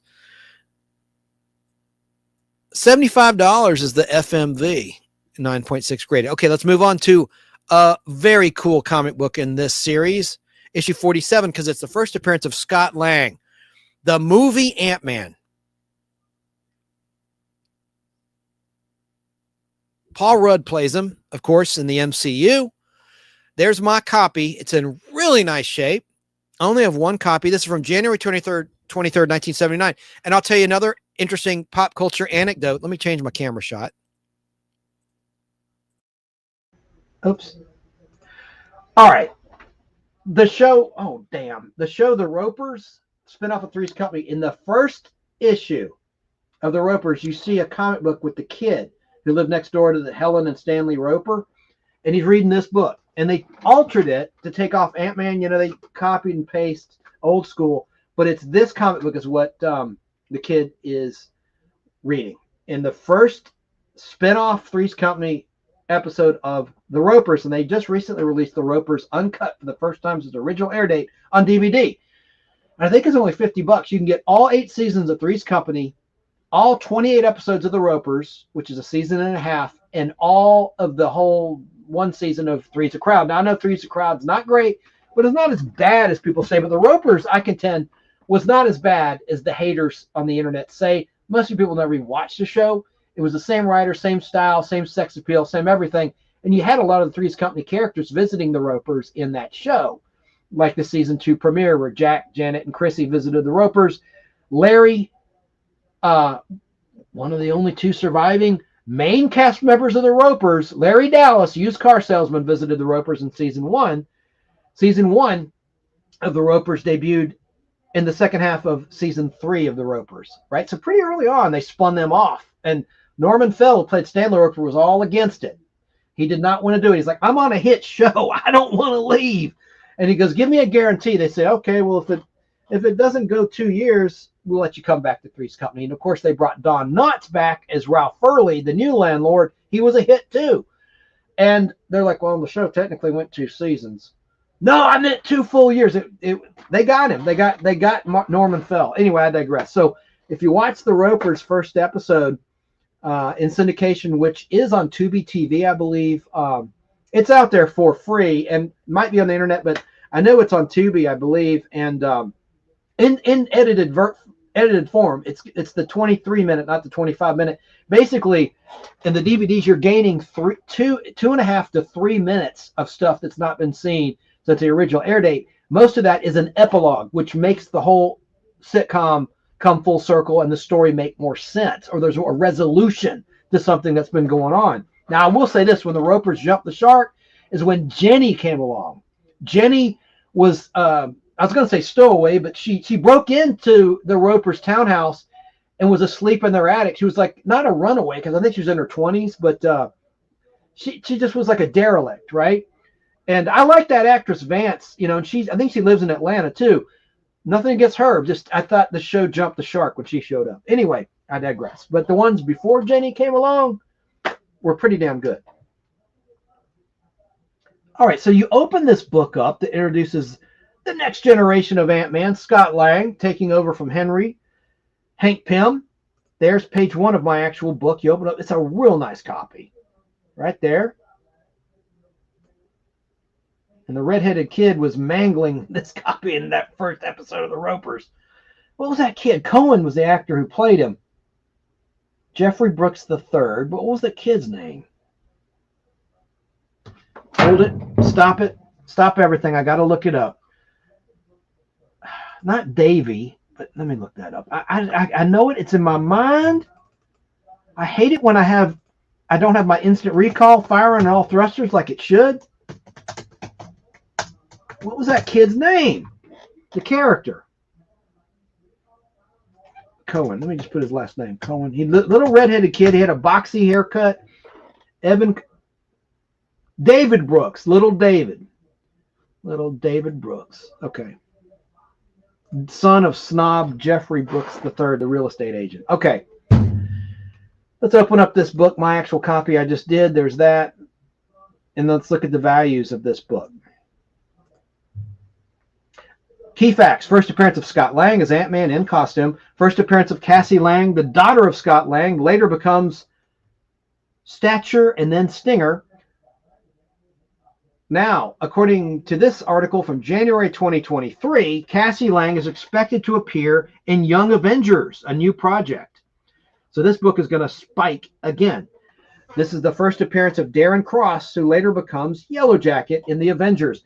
Raw, according to Key Collector, notes this, like my copy you're looking at $150. I think that's low. Let me look at actual sales of a 9.6 graded copy of the first appearance of Scott Lang. Actual sales, yeah, here now we're talking. It's still kind of low and affordable. 1 year average is $251. 90-day average is $261. I think it's going to really boom pretty soon.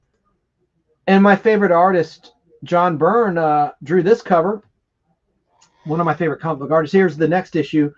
Marvel Premiere, issue 48 from March 27th, 1979. Continuing on with Ant-Man being featured in Marvel Premiere. And this is listed as a key because it's the second appearance and origin of Ant-Man. Scott Lang in costume, and the second appearance of Cassie Lang, his daughter. $35 is what keycollector.com cites as recent transactions on eBay ungraded have gone for. And 9.6 according to gocollector.com. Oh my God, only $42. 1 year average $41. Again, it's a second appearance. 90-day average $48. 30-day average $50. So it's trending up. But damn. Okay. Let's move along because we only have 61 issues. We're closing in on the finish line. Now, Marvel Premiere issue number 49 was released on Tuesday, May 22nd, 1979 with the Falcon. Great character, great partner to Captain America. Let me see what, and it is a key because it's the first solo story featuring the Falcon by himself.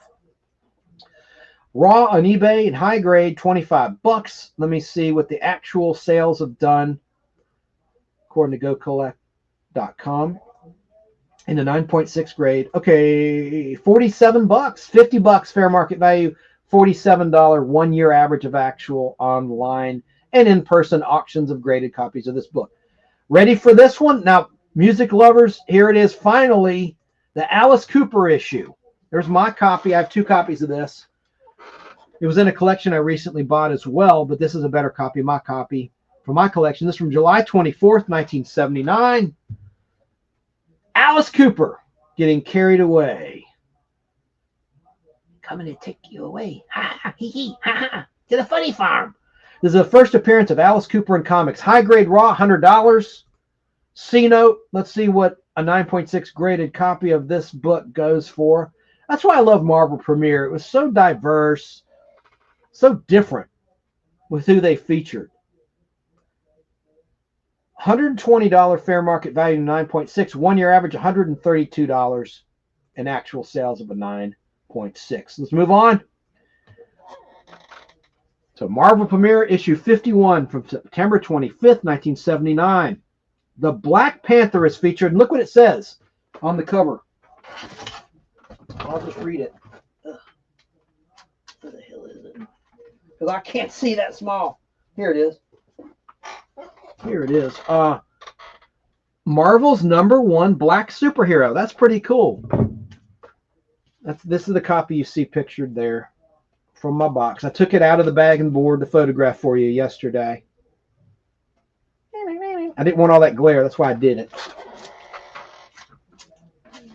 So, and I'll show you some other comics later.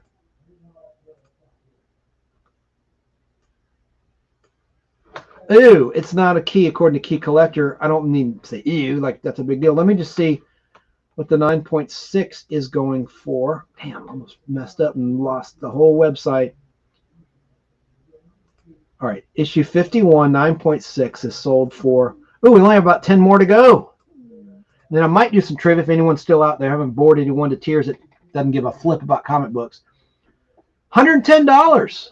Wow. FMV, fair market value, $110, 9.6 graded.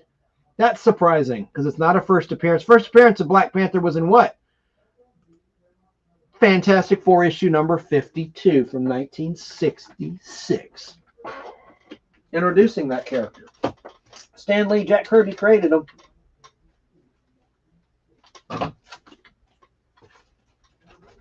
The Black Panther's in the next issue. Now, sensitive viewers, I'm warning you, you're going to see something you don't like. Because it's Black Panther versus the Ku Klux you-know-who. I hate to say it. Let me see. $15 value of this book coming up, raw, according to Key Collector. There's issue 52 from November 27th, 1979, Marvel Premiere issue 52, with Black Panther taking on some despicable people. Okay, so there's that. Let me look at the 9.6 graded actual sale values of this book.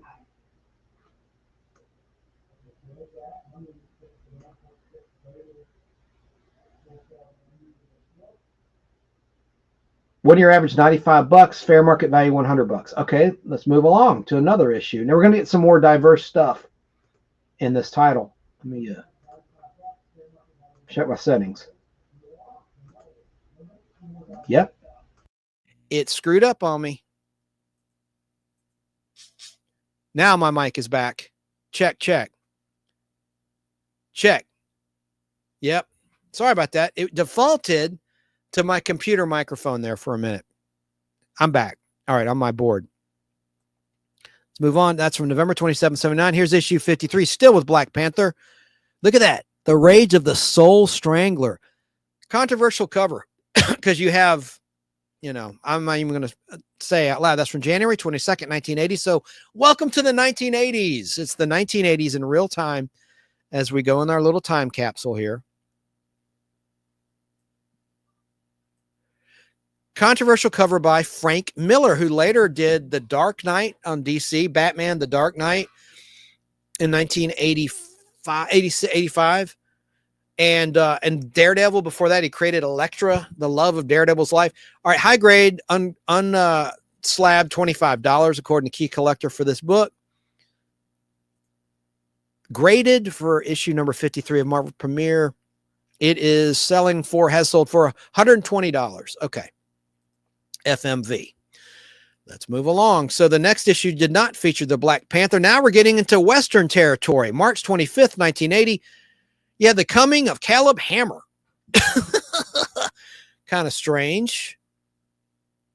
Let me go. First appearance of this character, Caleb Hammer, $9 raw. Let me look up what it's selling for in a 9.6 slab. $75. Okay, let's move along.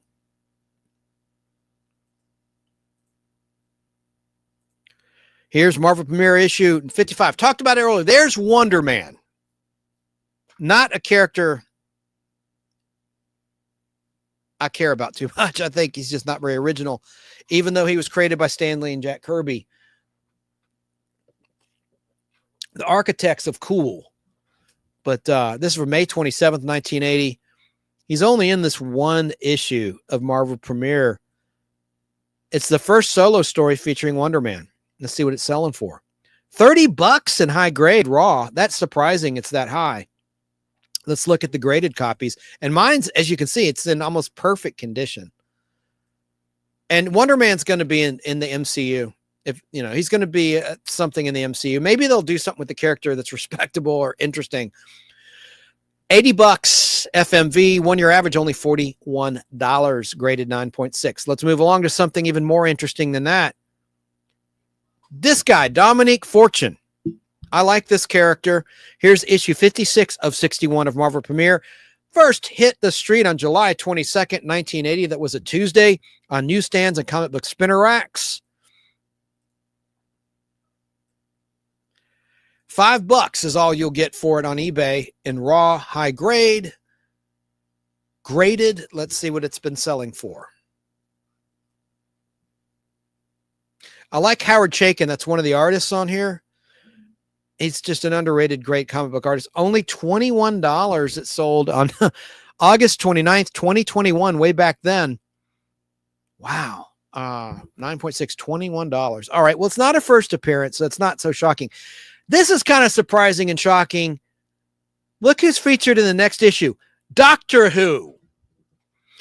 The British hero and time traveler. That's the first appearance in the MCU, in the Marvel Comics print universe, of Doctor Who. From September 23rd, 1980. I didn't. I'm going to quote Al Hardy.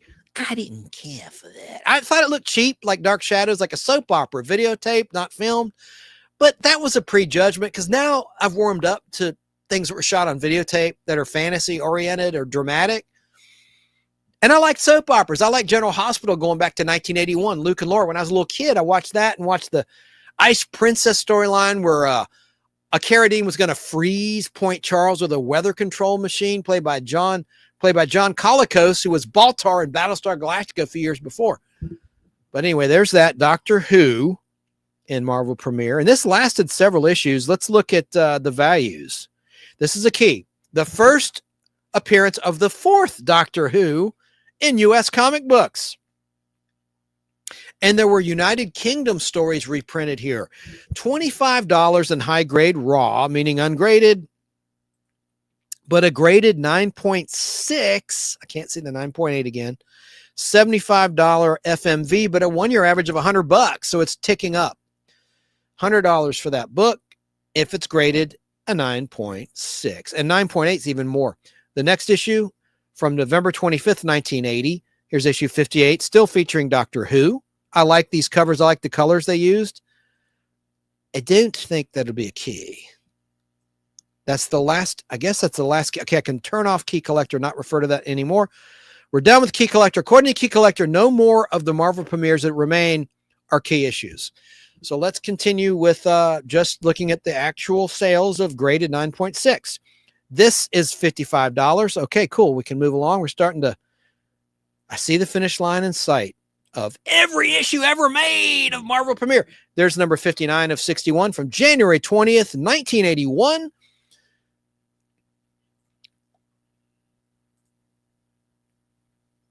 Let's see what it's selling for these a days.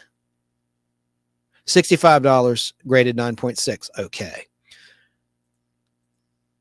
Here's issue 60 of Marvel Premiere from March 24th, 1981. And I'll look at the comments when I get to issue 61. I'll decide if we're going to do trivia or just wrap the show. Because I want to kind of keep comic books into comic books because the comic book community might tune in and they might not care about 1970s trivia and vice versa. But, and I don't know when the next time I can do a Podblast. It will be within the next 2 weeks, but I try to do weekly as often as I can, except for the summertime. I'll take it easy in the summer. But here's from March 24th, 1981, issue 60. And it has been selling for in a graded slab 9.6. It's kind of an interesting cover, though. I like that cover, $48. Okay. Now here's the final issue of Marvel Premiere. I got to do this right. Hang on. The final issue.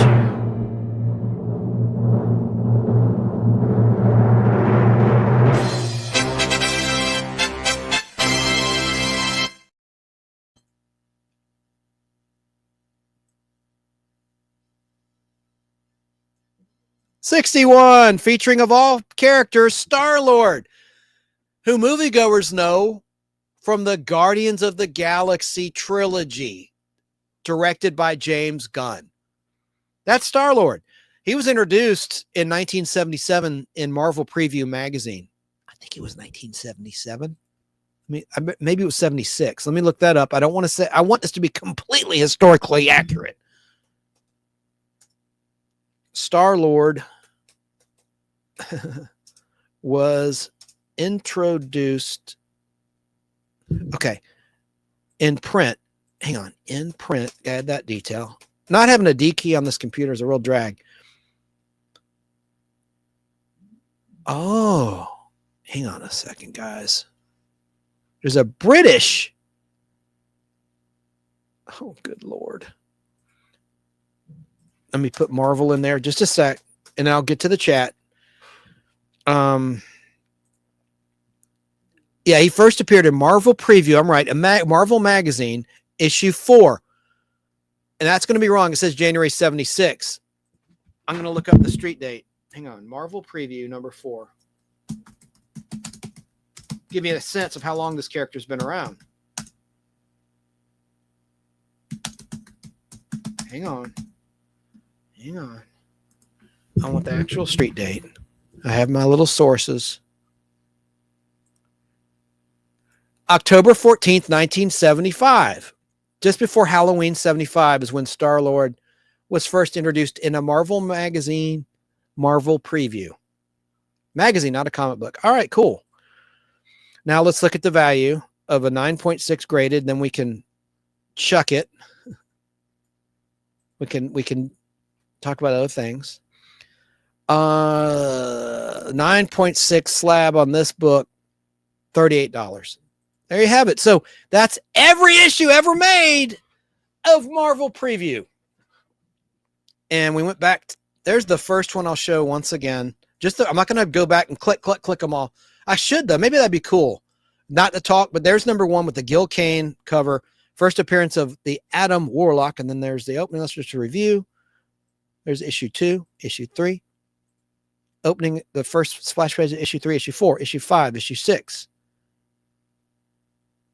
Issue 7, issue 8, issue 9, issue 10, 11, 12, 13, 14, 15.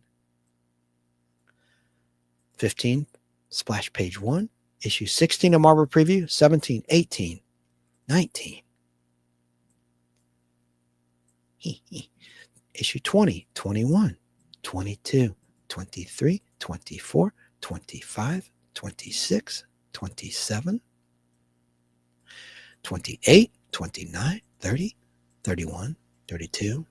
Mark Jewler's insert of my issue 32, issue 33, issue 34, issue 35, issue 36, issue 37, issue 38, issue 39, issue 40, issue 41, 42, 43, 44, 45, 46, 47, 47 splash page 1, 48, 49, 50 for my actual collection, Alice Cooper cover, issue 51, 52, 53, 54, 55, 56, 57, Doctor Who, Marvel Preview 58, 59, 60, and the final issue 61 there.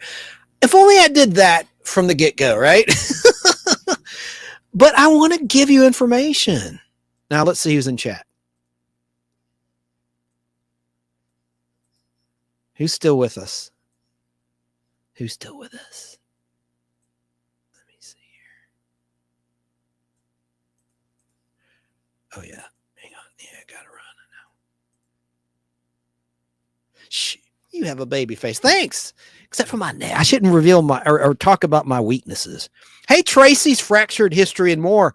Nice to see you. She's in Florida State as well. Really nice lady. She has a great YouTube channel. Check it out. Oh, thank you. Thank you, Keebler. Yeah, I noticed that myself. Thanks for letting me know that it's a StreamYard glitch. It'll switch from my audio feed, from my computer, from my board. And so the audio will sound like I'm in a sardine can or something. It'll sound very tinny. Danny's here? I know, Keebler. Thank you. Oh, thank goodness I got it fixed before I ended the show. My Flock is here. She's been under the weather. Sarah in Southern California. Say a little prayer for her of good health, because she's been very sick with a cold. Nothing life-threatening or anything, Lord forbid, but she's been under the weather with cold symptoms and things, and I just hope you get better, girl. I really think the world of you. You've done so much for the growth of my show and my channel, the Nostalgic Podblast on the YouTube side. Thank you, thank you, thank you. Hope you get better. Tracy says, I still watch General Hospital. I've said this before, Tracy, but you may not have caught that. 81 was the best because you had, that's going way back. I know I was a little kid, but you had Elizabeth Taylor, Rick Springfield joined the cast, and he'd already been on television. He'd been on Wonder Woman with Linda Carter. He'd been in Battlestar Galactica. He got blown up by Cylon in the very first 3-hour epic Saga of a Star World, Battlestar Galactica, from September 20th, my dad's birthday, 1978. First time I got to stay up past 10 o'clock. I begged my parents. I was a little kid. Let me watch Battlestar Galactica. And they let me stay up. I said, as long as you go to bed right away. Oh, I thought I had the TV guide cover here. Oh, I put it up. I have all sorts of Battlestar Galactica stuff. But General Hospital, yes. That year, 1981, was a banner year. The Luke and Laura wedding ratings eclipsed the ratings of Prince Charles and Lady Di in real life, a real wedding. And it had that, Are you familiar with the Ice Princess storyline where this mad scientist guy, he was a Caradine, was trying to freeze Port Charles with a weather control device, and it had you had that Australian character introduced. It was like an Indiana Jones storyline. They had to go to this island to deactivate the machine, and you had all these wealthy people, and John Colicos played this guy. It was it was just great, and it was on YouTube and bad quality from VHS from 1981, and the channel got shut down, or YouTube or somebody yanked it. And I remember SoapNet. I used to love SoapNet. I didn't watch it regularly, but they would play classic Beverly Hills 90210 and General Hospital and others. All my kids, all my children from back then, like in great quality. It was a great channel. SoapNet. Tom Baker. Yes, that's the actor who played the Doctor Who. That Doctor Who featured on the comic books right there. Very cool. Hello to Pizza 33. How you doing? I had pizza for dinner last night. Yeah, nobody cares, but I had Papa John's pizza for dinner with corn. I have to have a vegetable now. Probably why I'm getting so fat in the face, all those carbs. Oh no, I thought that was the name of the kid in the Ropers, but I made a mistake. Oh, that's okay. Yeah, it was little David.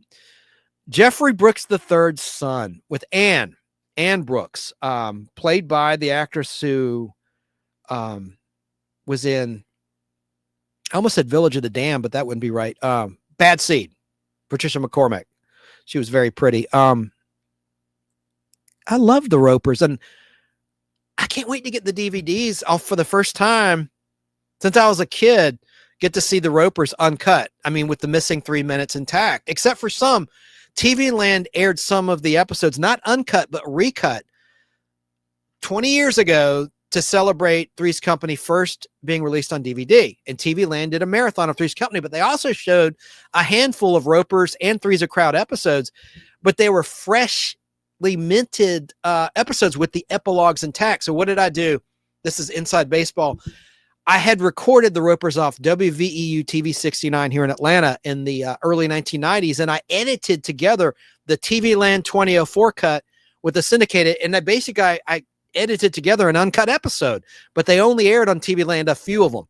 So now I'm finally going to get these. No, somebody just texted me. I'm not going to say you are. You're coloring your hair. I am not. This is my real hair color. For some reason, my chin has always come in gray. You know who you are. You're watching out there. And it was red before that. I am not coloring my hair. Al Hardy always says that. I used to, when I worked at Cumulus Media, I got highlights. I did, but I haven't had highlights in 2019. I quit doing that. I do not, sir. I am not coloring my hair. Do you see any roots? I'm lucky I have hair. I got a bald spot in the back. We won't go there. But no, I'm not coloring my hair.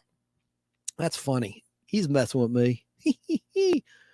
Okay, so the Ropers. So the Ropers, by the way, was a ratings hit. The network screwed it up. ABC moved it to Saturday night. Big mistake. It was on after Three's Company originally. That was a better time slot for sure. By the way, recently it was the 44th anniversary of Too Close for Comfort, which aired right after Three's Company, starting in 1981. This person said, you're coloring your beard gray. Yeah, that's it. Yeah, that's the ticket. No, I'm not coloring my hair at all. Some on the temples, but anyway, no. But yeah, the beard. I used to color, if you look at like on my IMDb, I don't know if it's on there anymore. I've had the same hair cutter, hairstylist. I can date myself since 1990. And when I started doing acting stuff, like back in 2011, he would dye it black, but it looked like Blackbeard. It didn't look right, so I quit doing that. It just looked so silly. Tracy says, I was a teenager when I saw Luke and Laura's wedding. Yeah, I was younger than that, but I remember it. But I love that sci-fi storyline with John Colicos, whom of course I remember from Battlestar Galactica. That was a great storyline. Now the audio I've preserved in the Nostalgic Podblast podcast. I had found, that's before I had StreamYard, before I could do the video clips. I wish I had, because I would have preserved them. But I have the audio of some key scenes from that Ice Princess storyline, General Hospital 1981. And then you had Blackie, played by John Stamos, also joined the cast. Demi Moore, hello, 81. 81 was the best year General Hospital ever had. And I saw recently they had an anniversary, and they said the best is yet to come. And I just laughed to myself. I said, you're never going to top 1981 for all the reasons I just stated. Never going to do it. You'll never have the ratings of the Luke and Laura and the craze. That was like a Who Shot JR moment. Not going to happen. So let's see what other nostalgic stuff, if anything. I guess I should just wrap the show. I just can't tear myself away. I just don't know when I'll get to do another show, because I'm booked to work freelance on something I can't talk about. I don't want to say, because then watch me get robbed, but I'm just not going to be able to. I'm not going to be able to do it on Friday like I want to. Ooh, I just said it. And then also next week after that too. I'm not self-sabotaging. I hope I'm not. Maybe I need to see a shrink and put like a chip in my head, or reinstate a filter that everyone's born with, but me apparently, will tell me to stop talking. Anyway. All right. Oh, look who's here. I like this show. Let's do some plugs. BK on the Air is a great radio show. And he just commented the Ropers were great. The producers of Three's Company told them if the show didn't make it, they could return to Three's Company, but they never did. Correct. And I talked about that earlier. That very reason, Norman Fell particularly was perturbed, because he was promised if it doesn't go 2 years, the terminology was seasons. That's what it was. He interpreted it as 2 years, meaning 2 full seasons. Well, season 1 of the Ropers was a winter replacement series beginning in early 1979, the middle of the 3rd season of Three's Company. So technically the producers had Norman Fell because it went 2 seasons. It did, even though it was a half season that counted. But Fell was thinking 2 full seasons, so he got screwed. They did do Night of the Ropers. That was a season 6 episode of Three's Company. And season 6 was 2 seasons after the Ropers was canceled. The Ropers was canceled after Three's Company season 4. And then Mr. Furley and the Ropers interacted. A lot of people don't know about that episode. That's an interesting episode where you have Mr. Furley and the Ropers, the original and the current landlords of the kids, Jack Tripper and the ladies, interacting in that whole Three's Company universe. But I'm so excited. I've got the DVDs coming. There's a new set of Three's Company, the complete series, relatively inexpensive on DVD. And as a bonus, you get the Ropers uncut and Three's a Crowd uncut. You can get the whole Three's Company universe uncut on home video. Why stream it? What's streaming is the Antenna TV syndicated versions that have been around since 1980. These uncut versions have never been seen except for the handful TV Land aired in 2004. And even those weren't uncut. They were recut. So you had the epilogues that were cut from the syndicated. I know I'm being confusing and long-winded about this, but they were recut. So you could sandwich them if you had copies of the syndicated 1980 to present, and then the TV Land 2004 D.L. Taffner recuts to promote the Three's Company debut on DVD in 2004. They just had a big old TV Land weekend marathon, and I was delighted they included some Ropers episodes in there, just because I'm a TV geek and I'm a completist and I want to see everything. And it irritates me when sitcoms air and they always will edit, like All in the Family is notorious for this in syndication.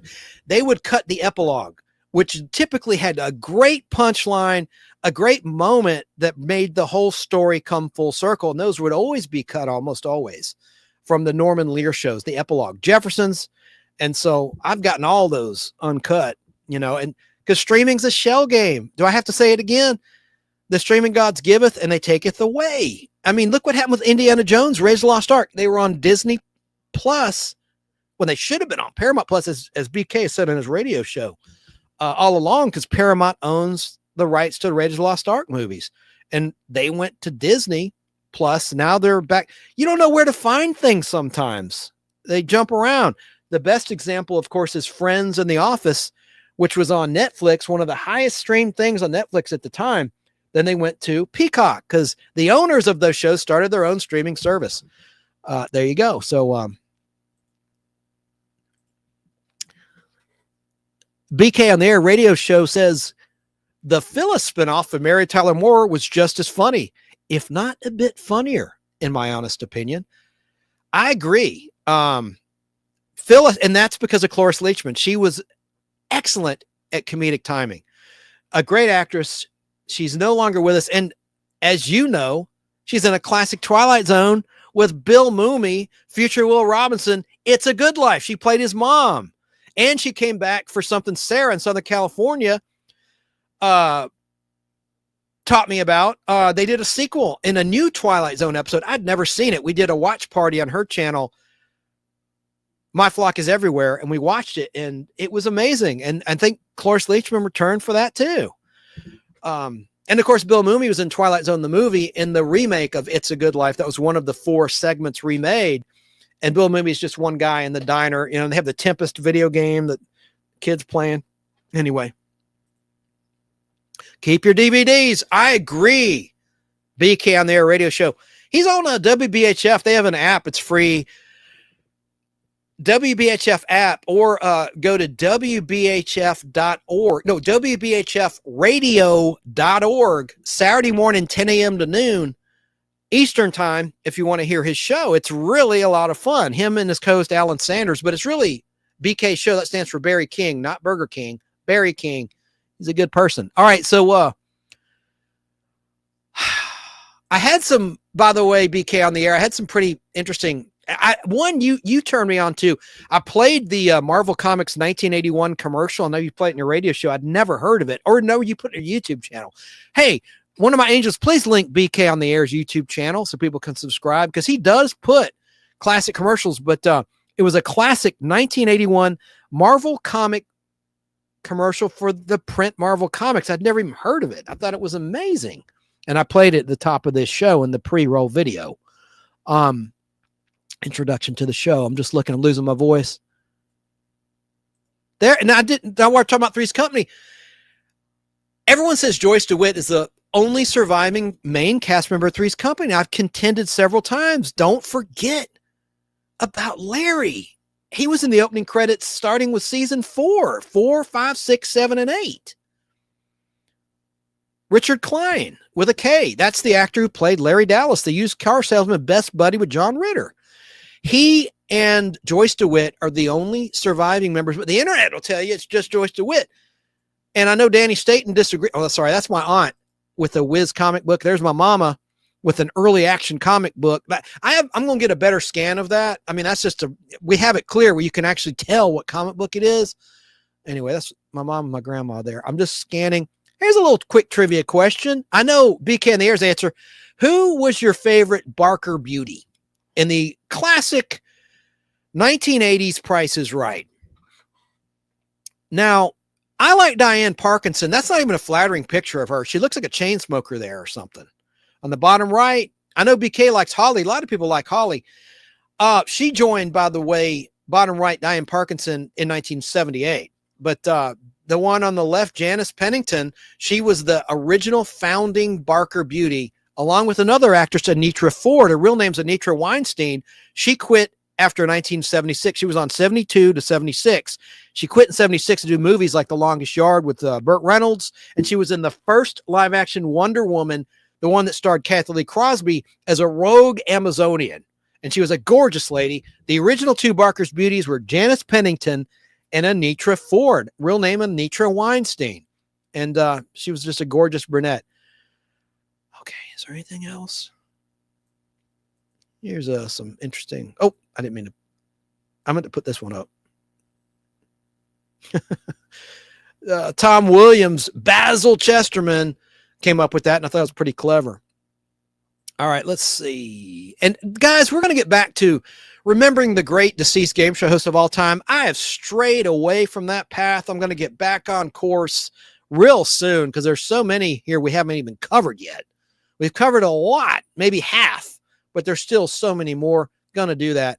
Right now, I want to give a quick shout out to Remind Magazine, our partner and sponsor for the holidays. You can give this gift right now for the first year for only $12 out the door, including tax, including postage.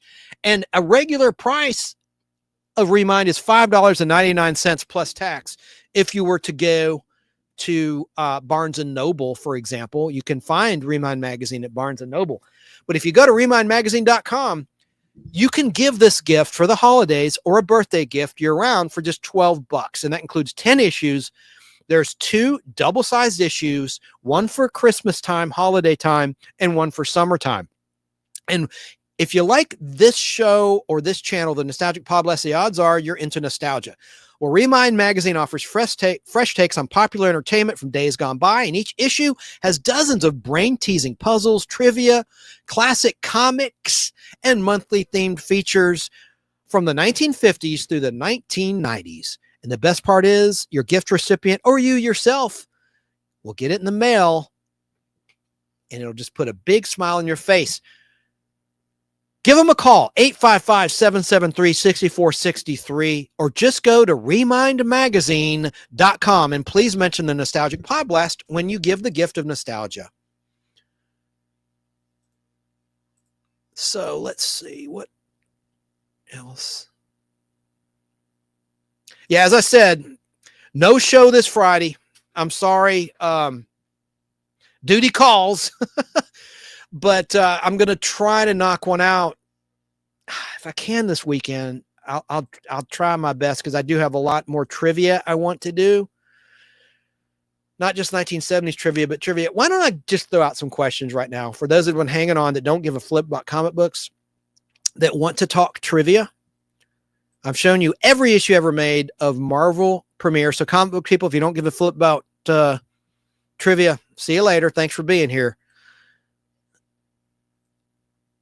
Let's get some questions going. I don't want to ask some that are too hard or too easy, but let me see. Okay. Here's an easy one. Which American president resigned in 1974 due to the Watergate scandal? Okay, that one's just too easy, right? Let me put it on the screen. I won't even give choices. Where's the, hang on a second. Oops. Oh, yeah. And about the game show host, Gene Rayburn is this radio host's favorite. BK on the air, Barry King says, Gene Rayburn, my favorite. Yeah, Gene Rayburn, definitely. I think he's probably my second. I got to go with Bob Barker, just me. And here's why. Just because if you watch Price is Right on Buzzer or on the streaming channel, Price is Right, the Bob Barker era on Pluto TV, he had to do so much, and he worked the crowd. I mean, no disrespect to Gene Rayburn. Gene Rayburn was an amazing MC, and he was quick on his feet. He was funny. He was funny with the celebrities, especially the female celebrities. Just a great person. But I think Bob had to do more. He had to explain the rules time and time again to new games, even the older games. He had to work the crowd. And he had to walk around with that microphone. I just think it was more physical. Sometimes he would show his athletic prowess in some of the games, like On the Nose, one that went away. I love this game, On the Nose, from the 1984, 85, 86 season, where a contestant had that. They would try to guess the retail price of a car, and if you got it, there were 4 prices shown. If you got the actual one, you had more chances, 4 chances, and it would reveal what game they were going to play. Be either a basketball game, a dart game, a football throwing game. In other sports, it would reveal, you'd see the price come up, but also the object the contestant had to throw. And you also got a bonus. You got $1,000 cash bonus if you got it on the nose. If you didn't, if you got third close, you got 3 tries, 2 tries, et cetera, et cetera. And Bob Barker would do the sample like he did with the skee ball thing. And I just thought he just showed more skill to me. But that's just nothing. There's no wrong opinions at all. And I do fluctuate. One time I thought that Richard Dawson was the best MC in terms of the funniest. And then I put Gene Rayburn above him. And I know a lot of people are wincing. What, the Kissing Bandit? He was a creep. But I just thought, now that I've seen and been reinvigorated with the Bob Barker era Price is Right, I just am so much in awe of his skill as a host and all the things he had to do. I love Bob Barker. Yes, it was Nixon. That was too easy. Let's do another one. Now, I know if our friend in New York's out there, he wants a prize. He's probably like, well, don't do trivia unless you're offering a prize. I'm not going to do prizes just yet. I'm not doing prizes tonight, so sorry about that. Let's see. Here's a toy question. I'll put it on the screen. This is a 1977 question. What popular toy was introduced in 1977 consisting of colored plastic tiles? What do you think?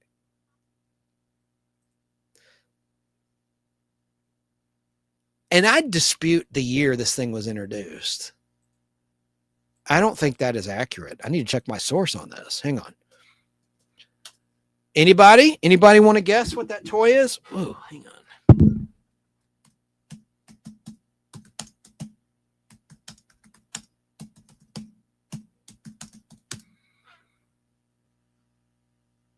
Yeah. It was actually introduced. Okay. Here's the facts. A Hungarian professor of architecture, Erno Rubik, invented the Rubik's Cube in 1974.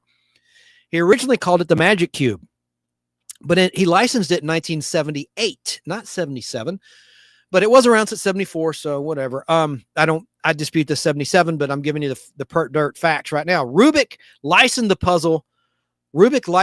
the puzzle to Pentacle Puzzles in the United Kingdom in 78. Then in 1980, Ideal Toy and Novelty Company began selling the Rubik's Cube in stores under the name Rubik's Cube. There you are. That was kind of an easy one, but the 77 threw me. Rubik's, you got it. Keeble, you got it first. Connect Four, she guessed. Yeah. Let me see if there's another question. No. Oh, God. These are too easy. I'm trying to find one that's a little more challenging. Okay, this is a good question. I don't think anyone's going to know it, but you might. I don't mean any disrespect to anyone out there. Let me put it on the screen. Who was the first woman to run the Boston Marathon in 1967, although her bib number was unofficial, meaning her race number? I don't think anyone's good. That's a hard question. Don't Google cheat.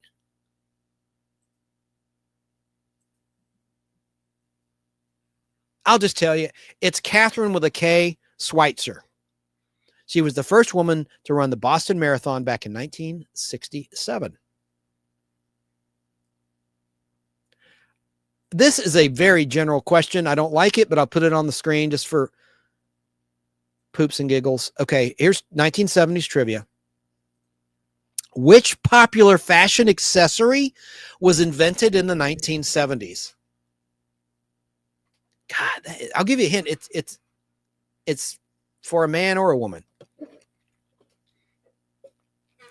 Which popular fashion accessory was invented in the 1970s?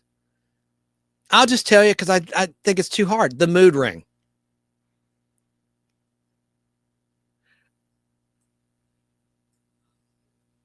Let me find another question. Oh, God. Okay. Let me find something more challenging. It's just too easy. Well, here's a good one. I'll put it on the screen. Which country, this is going back to 1976, y'all. Which country was the host of the 1976 Summer Olympic Games?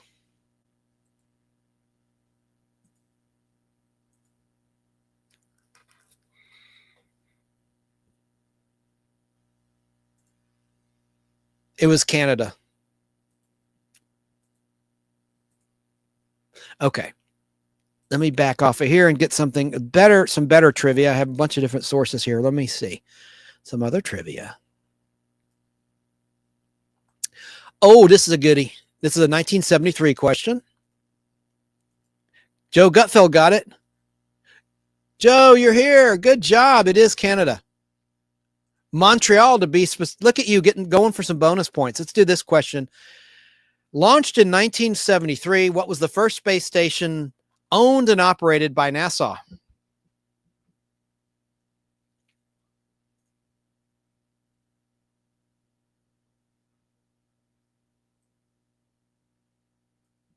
Music question will be next.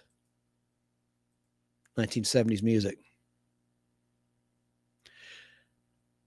You got it, Joe. Skylab. Are you, to be honest, you're not Google cheating. Are you that smart? That's pretty good. Skylab. You're that smart or you're that seasoned. or maybe both. All right, which heavy metal rock band group had a #2 hit in the United Kingdom in 1970 with the song titled Black Knight?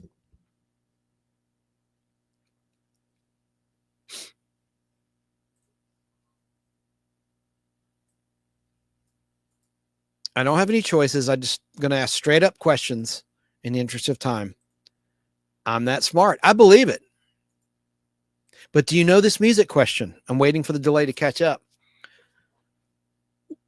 Ooh, close, Tracy, but I've got to give you the with love. Incorrect. No Google cheat. Now, Joe, do you know this music question? Oh, let me put it back on the screen. Which heavy metal rock group had a #2 hit in the United Kingdom in 1970 with the song Black Knight? I'll put the answer. Time's up. It was Deep Purple. Deep Purple. Let me do another one. Ooh, I got a good movie question for you. Let me get it loaded up. Ooh, this is a good trivia question. And this guy came up tonight, this actor. Hint, hint. Which actor received his first acting Oscar in the 1980s, but received an Oscar in the 1970s as a co-producer for the film One Flew Over the Cuckoo's Nest? Yeah, I love Smoke on the Water. Fire in the Sky. Jack Nicholson, you guess? With love. You were late, so this won't help you. We talked about this actor earlier tonight. Make sure it's on the screen. Oh, I didn't. I'm a dummy. I took it off the screen. Which actor received his first acting Oscar in the 1980s, but received an Oscar in the 1970s as a co-producer for One Flew Over the Cuckoo's Nest? I'll make that a prize puzzle. First person to get it right, no cheating, and says claim, I'll send 5 Greaser Batman cards. I'm in a good mood, so some good news today. And my bunny rabbit got her nails done today. After I met Ron Goss at the Dairy Queen, giving him his auction item, and he paid for my lunch. It was so nice of him. I had to go home and pick up my pet bunny rabbit. William Hurt, claim.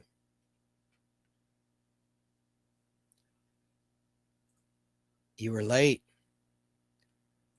You have no claim because you're incorrect. It was Michael Douglas.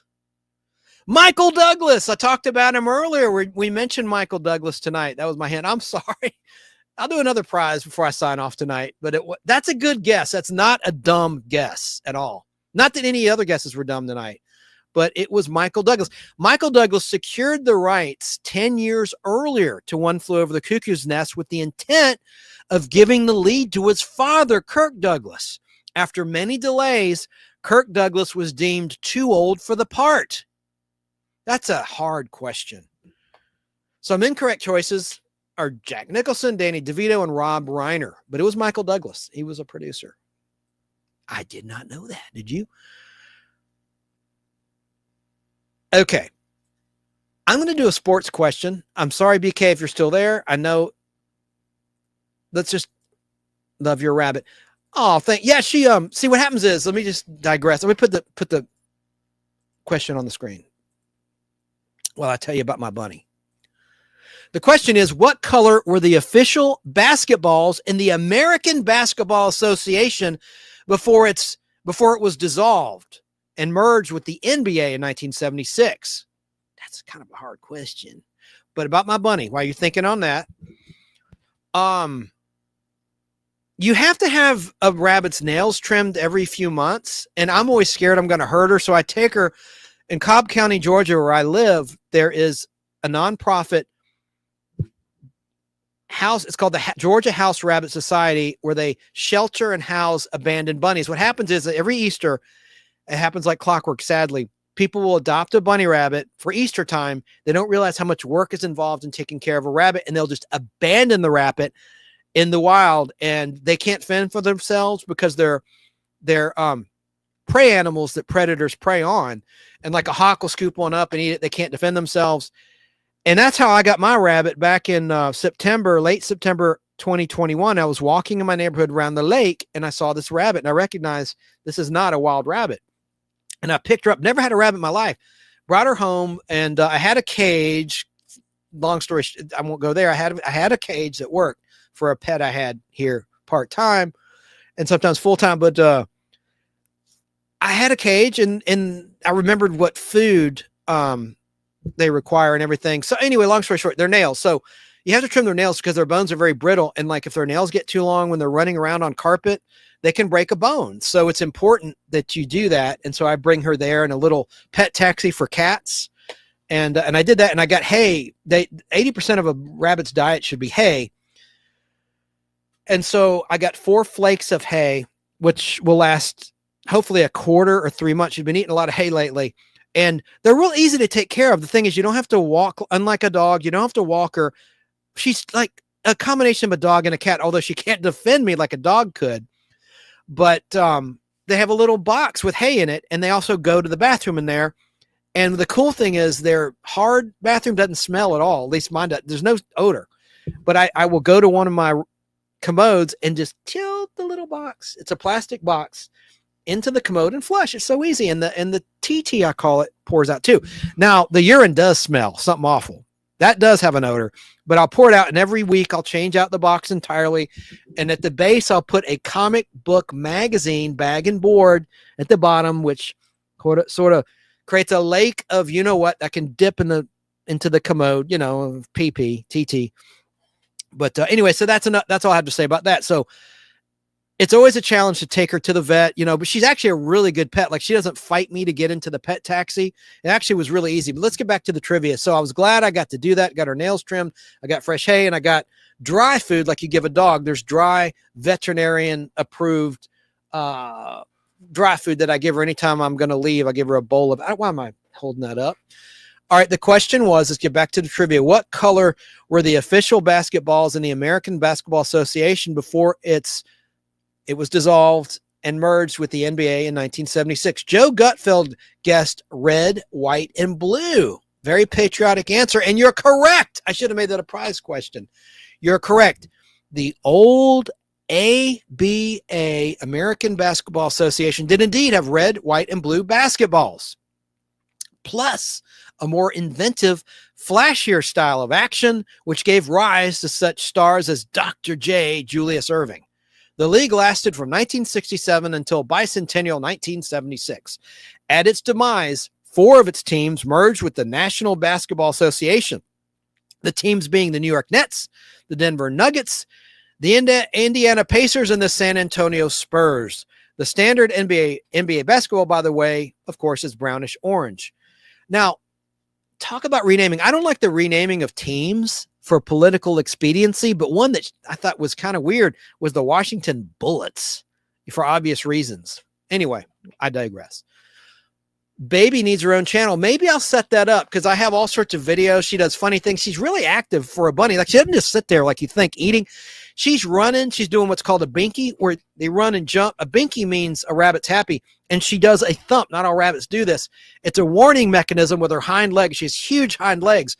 It makes a huge sound, like a thundering sound. It's either a warning mechanism in the wild to warn her friends that there's a predator in the area, or it's a sign of happiness. So when I wake up in the morning and I go to her room, she does a thump. Not every day, but it just tickles me when she does a thump. It's like, okay, I'm doing something right here. And I keep her fed, and they drink a lot of water too. So I make sure she has plenty of water, plenty of food, and they love to snack on papaya. But did you know carrots can be fatal to bunnies if you give them too many carrots? Unfortunately, I love, what's up, Doc? Bugs Bunny. And that's a terrible Mel Blanc.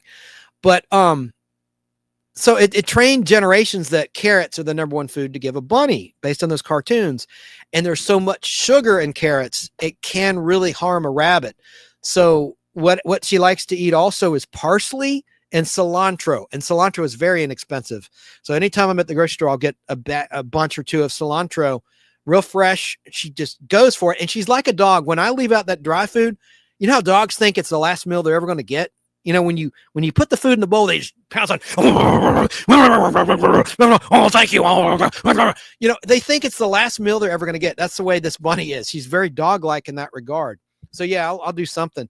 And I was going to mention, as we lead up to Thanksgiving, I'll save this for my show, but I was going to mention on BBB. God rest my grandmother's soul. My dad's mom, at Thanksgiving, when she'd visit from Florida, she would make sounds when she ate the turkey. And my mom and I would look at each other, kind of laugh and try not to laugh. But she'd go, I love her. I love her. God bless her. I'm not making fun of my own grandma, but it tickled us. It's kind of like passing gas in church, I guess, or synagogue or whatever, you know, it's just inappropriate, but we couldn't help. We're trying not to laugh. Just going, take a bite of some food. You go, Anyway, so there's that. All right. One more trivia question. I'll sign off. I see I'm losing some eyeballs, as Corey's Comedy Channel calls it. Let me find one more question. Here's a good music question, a 1970s music question. I'll put it on the screen right now. Which famous drummer released a solo album called Goodnight Vienna in 1974? No Google cheating. Which famous drummer released a solo album called Goodnight Vienna in 1974? This is just for fun, and I've gone over 3 hours, so I'm going to sign off in just a sec. Any guesses? Oh, Keebler said that. I'm sorry. I thought Tracy said that. Yeah, Baby needs her own channel. Sorry, Keebs. Which famous drummer released a solo album called Goodnight Vienna in 1974? Joe Gutfeld? I'm waiting for the delay. Oh, he might have signed off. You got it. Ringo Starr. You're still there, and you're still an ace in my book. Very good. 2 funny rings? Yeah. Let's do another question. Can't tear myself away because I don't know when I can go live again. I hate that. Unlike BK, he's live unless he's on vacation, 10 a.m. to noon on WBHF Radio, Cartersville, Georgia, AM and FM. No excuses in radio. You that's a time slot, baby. It's not like, you know, us freelancers, you know, that can just come and I try to have a Friday consistent to build an audience time slot. I've tried. I was Sunday when I first started the show back in June 15th, 2019, around when it started with Al Hardy, friend of the show, and then later Tom Williams. But you know, it just got to the point where I thought, you know, Sunday there's football at certain times of the year. I want to switch to Friday night, and I didn't want to conflict with BK or be on opposite him or other people I like on Sunday, like Thrash Pondo Pawns and Corey's Comedy Channel on YouTube. So I'm going to try my hardest to get back to Friday. I just think Friday is a good top of the weekend to you kind of time slot.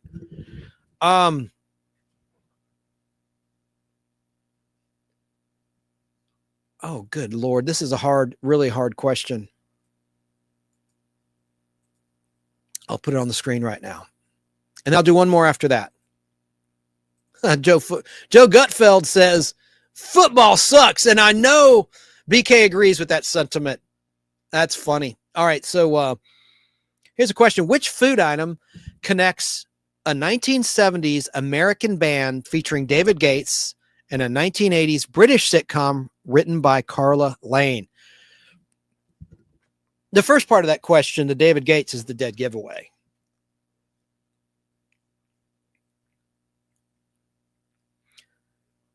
Which food item connects a 1970s American band, we're an American band, featuring David Gates, and a 1980s British sitcom written by Carla Lane?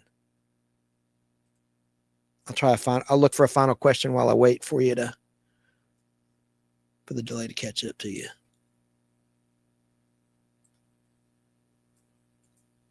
Ooh, it's kind of a sad final question, but I'll put it up anyway. Burger King. With love, sir.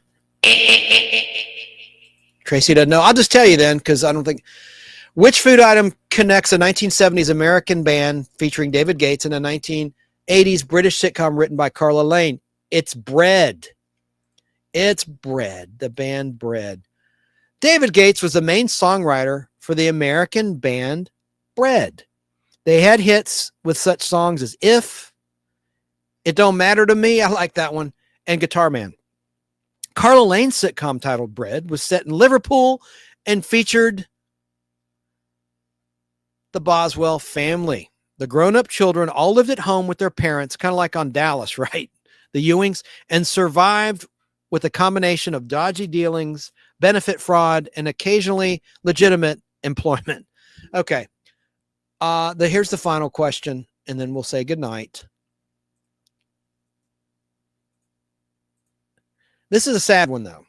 Hate to end on a bummer. In 1979, Janet Parker, a medical photographer, achieved the dubious distinction of being the last known person to die from which infectious disease?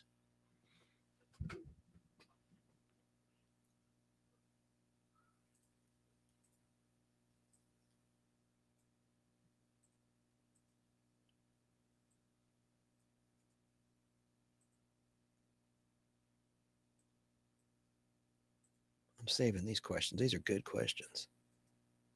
We have a guess. Polio answers Tracy's Fractured History and More YouTube channel. Subscribe today. Joe Gutfeld guessed polio. Keebs, did you put BK on the Air's channel in there? If you did, I'm sorry I didn't see it. Did you link him up? BK on the Air. Again, the question is, in 1979, Janet Parker, a medical photographer, achieved the dubious distinction of being the last known person to die from which infectious disease? The answer? Smallpox. Whoops, that's the wrong channel. Smallpox. Back in 79. Wow. Yes, but I'll do it again. Okay, cool. Thank you. All right.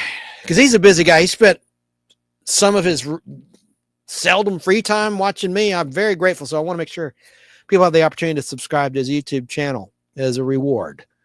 All right. That's, I hate to, let me find one more. I know I'm not trying to lie to you, but I want to not end on a bummer of a question like that. Oh, good. This is a good music question. This is a good one. This is a good music question. Thank you for linking old BK. That's a good radio show. Saturdays, 10 a.m. to noon Eastern time. Here's your question. Final question for sure. Which musical act performed the most songs at Woodstock? Hint. The famous drummer for this band died in 1978. I've seen him in concert a couple times. Really good stuff.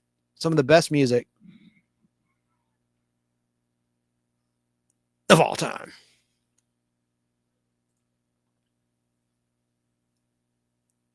Let's see if we got any guesses here. Any guesses? The question is, final question, final Jeopardy now. Oh, I got to get with Keebs because PlayQuest is coming back. Her game that she started, PlayQuest. Oh, and thanks for linking their website. Keebs. Thank you, Keebs. Thank you. Joe Gutfeld guessed the Rolling Stones. Incorrect. But that's not a stupid guess. None of the guesses have been dumb. Which musical act performed the most songs at Woodstock? Hint, the famous drummer for this band died in 1978. And Joe had guessed the Rolling Stones. I'll just go ahead and reveal the answer unless Tracy, I'm just going to wait a few more seconds, see if Tracy, if she's still there, has a guess. Or Keebs. I saw them for the first time in their final tour. They're one of those bands that always has a final tour. You would think it was the Stones. You too. Have a nice night, Tracy. Thanks for being here. Woodstock was before my time. How old are you? Just what decade are you in? Are you in your 40s, 50s, 30s? What? I'd like to know. The Who? Ding, ding, ding, ding, ding. We have a winner. Yes, Tracy. It was The Who. Great, great job. It's The Who. The Who? The Who performed 24 songs in total. Jefferson Airplane, 9 songs. And the band performed 10 songs at Woodstock. Led Zeppelin never did play at Woodstock.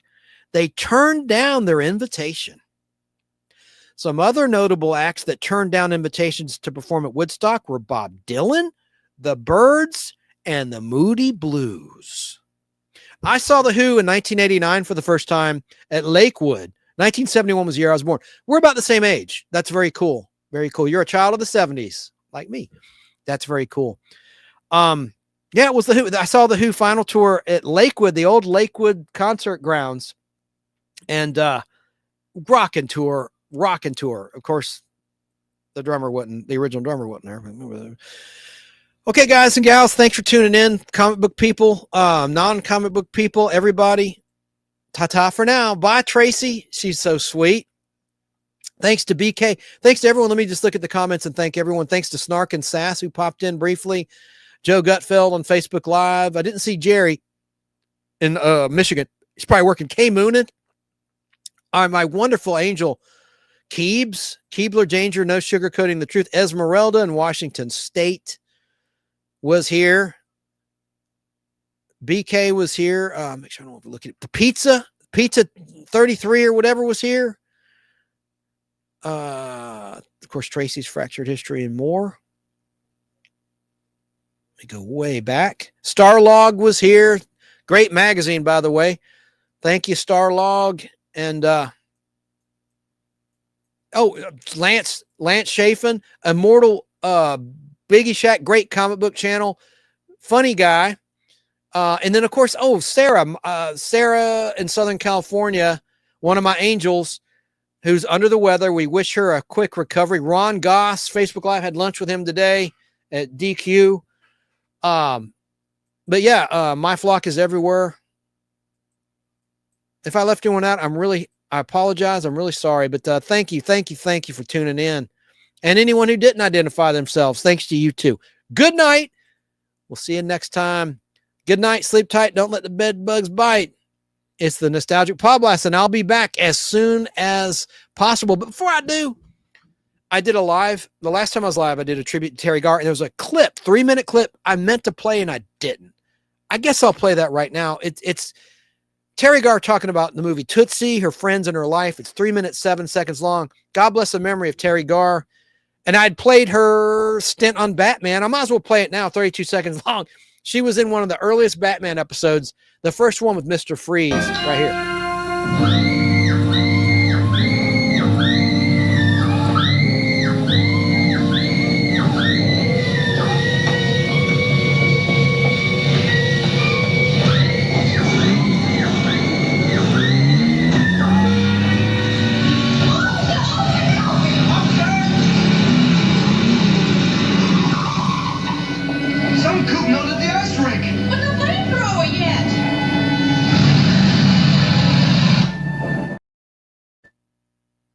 There she was, Terry Garr, in an early appearance. Now here is a 3-minute clip with Terry Garr talking from the heart. God, I have no idea. You know, I didn't know my dad. Because you were 11. So, I have no idea how he would have reacted. I know that he told my brothers, the boys should stay out of this business. So I don't know what that made the girl. You can go into it because you're garbage in this. Well, how would you raise your daughter if you had a daughter today, especially with all the temptations and the craziness in the world? How would you set her on course, and where would you tell her to sail to? Well, I think I wouldn't tell anybody to sail any direction. I think they should do what they want to do. But I also think that kids don't get involved in bad things, say drugs, for example, or bad downward spiraling things, unless they're not given any stability at home. If they're not loved and they're not given this, then they go out and they have to prove to their peer group that they also can do a lot of drugs and they also can do. But I know a lot of kids that love to go play music all day and practice the piano, and I think it's because they are secure and they feel loved. And that's the only thing that I think would be the main thing I would do with a child, is to make them feel secure, and whatever they wanted to do would be okay. I mean, you know, even if they didn't go to Harvard, where we are right now, or, you know, they didn't become the greatest thing of anything. And I've seen a lot of friends of mine pressure their kids into telling them, you know, the way to be the best in this world is to have a great car, great clothes, and a great house. And how can a kid live up to that? Those are false values. They're not, instead of telling them the best thing to do in this life is to be happy in your heart and by loving something or being loved, or, you know, I know this is very simplistic and very idealistic, but I mean in a very general way. I think it's more important to be happy inside. Love yourself. Yeah. Don't have all that other stuff. You're going to stand up tonight and narrate Peter and the Wolf. Yeah. With the Boston Pops. Do you know, I don't care how big any actor gets, they think the Pops is pretty terrific. Do you? Who are they, the Boston Pops? I've never heard John of them. Williams. Yes. I know it's John Williams. Yeah. Are you excited? Yeah, Michael Lancaster, I think, is conducting tonight. Oh, is he? Yeah. Yeah. And so tonight is for the public. Tomorrow night is, I guess, sold out. But it's for the Anti-Defamation League. That's a pretty special organization, isn't it? Very special. What do you know about it? Well, not a lot. I mean, my information about them is very vague, but they appeal to me because they're after the same things in a sense, that they just want to teach people not to have prejudices and bigotry, and everyone should be treated equally, and basically don't judge a book by its cover. And I think if they can get that idea across to kids in the next generation, they could grow up having less hatred for someone with another religion or another color skin or whatever it is that makes kids hate. Well, you're doing your part and you're giving back, and thanks, Terry. It's fun. A lot. Nice to meet you. Nice to meet you, Really. too. Thanks a lot.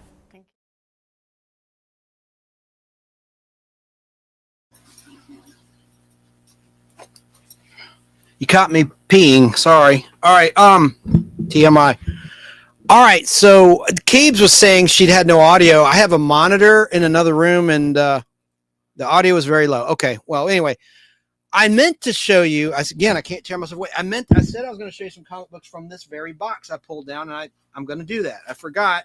I promised that. I always do that. I promise, and then I forget to do something. So I'm going to show you some cool comic books from this box that the Marvel premiere books were in.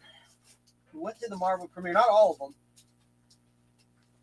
Here's another book we'll get to. There's not many issues. Marvel Presents. Can you hear me? But that's not an exciting one. Let me find an exciting, sexy book. Oh, yeah. You'll like this. I referenced this book tonight. Marvel Special Edition, which issue 15 of this book introduced Shang-Chi, the Master of Kung Fu. Let me see what year this was out. So it started as and this is a nice condition book. This is a reprint title, but look, it's a big comic book. Let me see. I want to say 1970.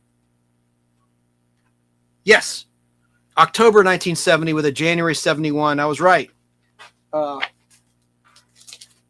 Publication date is always 3 months ahead. So let me just quickly see. There's the second issue of that book. It's a Thor reprint book.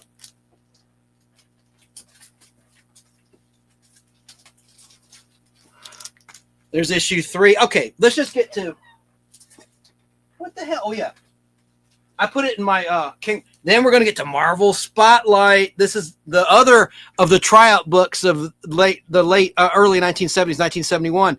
This is a really great title. A lot of key comic books. Like here's in the second, there's the first appearance of Werewolf by Night in issue 2 of Marvel Spotlight. I'll save it for when we do every issue ever made. A lot of first appearances in Marvel Spotlight. Let me show you another cool one in there. How many are there?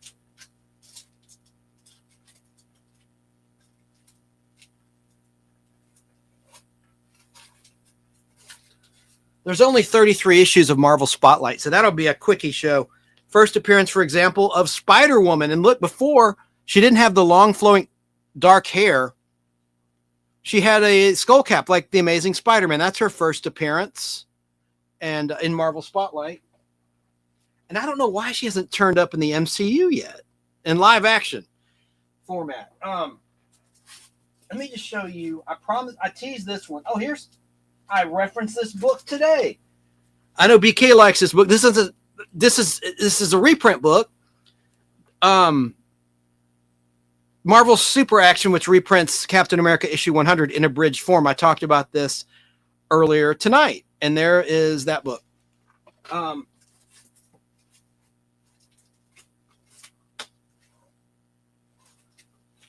There also was Marvel Spotlight Volume 2. We'll show both Volume 1 and Volume 2 when we get around to it, which introduced some interesting characters.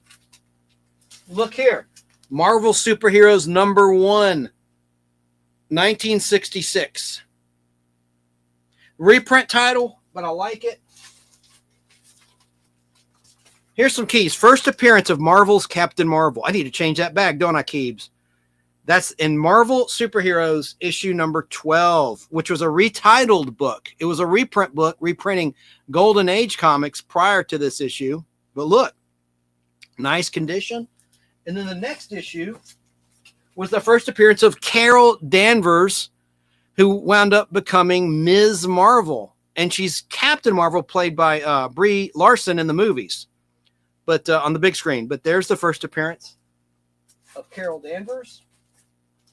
There's a Spider-Man cover, mint condition. Black does not conceal any defects. So it's nice that you see a good condition cover with black as a primary color.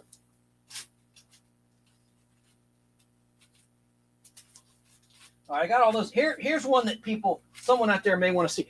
Dr. Doom, mint condition. I need to get it graded, but see, I don't like grading. This one doesn't need to be graded yet, but this is the first solo Dr. Doom cover, issue 20 of Marvel Superheroes. I love that cover. Sorry about the glare.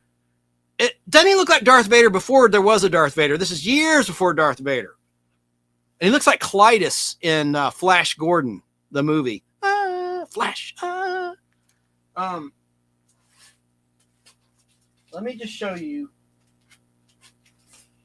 Here's the first appearance of Squirrel Girl, who's going to be a thing in the Marvel Universe. The girl from the AT&T commercials is rumored to portray Squirrel Girl in the MCU live action universe. That's the first appearance. This was like in 1991 too. I act like that was so long ago. I act like it wasn't that long ago. It was a long time ago, but I act like it's a recent book or something. It's really not, but there it is. Now, that Marvel Superheroes I just showed you with Dr. Doom, here's the final issue of that book, issue 105. It wound up being a reprint book of Incredible Hulk issues, and that's the last issue of that book.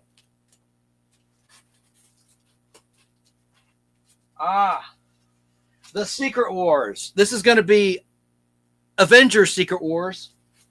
I bought these back then when they were new. I have tons of copies of number 1. I have newsstand, and I don't have a direct in there. These are all newsstand that I bought back in 1984 when I was a kid. I bought these summer of 84 as a 12-issue miniseries. It was awesome. I have the poster too, comic shop poster framed. Is it here? No, it's not here. It's in storage. But they had characters that didn't wind up making the cut that were in the poster. Like they literally airbrushed off some characters like Kitty Pryde from the X-Men. Anyway, there's that. But the book that most people like. Oh, yeah. I do have a direct. I knew I did from the comic book shop. Direct copy. Oh, good. I got a bunch of these. First black costume that I bought way back then. Mint condition. It went from the comic shop to this bag and board, or a bag and board. I kept changing over the years. That's the first. Well, the origin of the black costume. It really first appeared in Amazing Spider-Man 252 in January 1984. But there's that. And then I love this cover with Dr. Doom rejuvenated before he was scarred up in a science experiment with Reed Richards in the dorm that disfigured his face. Victor Von Doom, Latvia.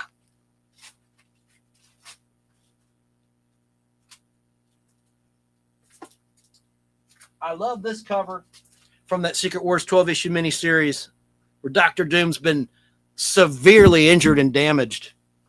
His armor's damaged.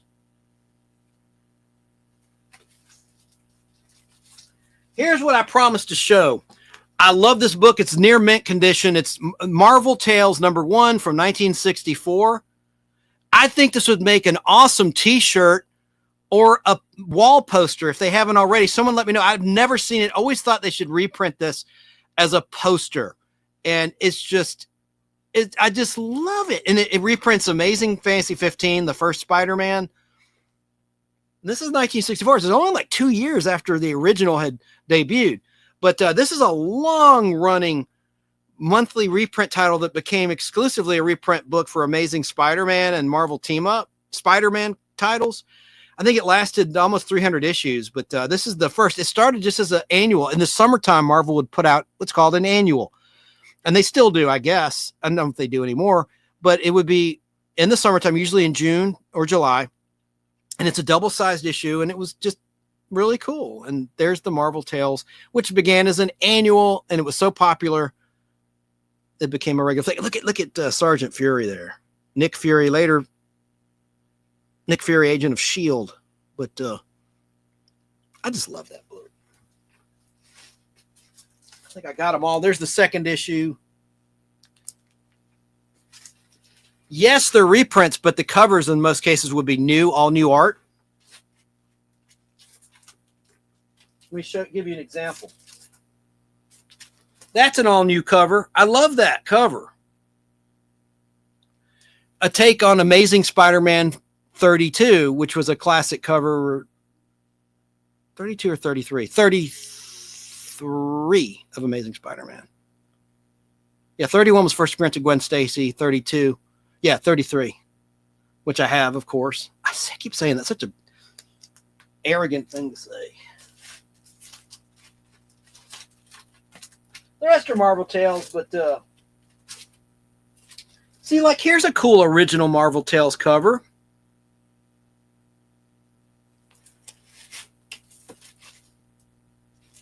Another cool original Marvel Tales cover.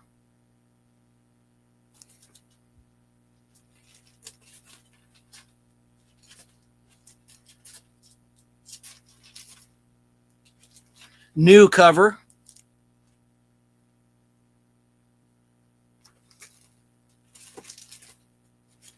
New cover of a classic Amazing Spider-Man 39 and 40. This is double size, so I think it reprinted both of them. But look.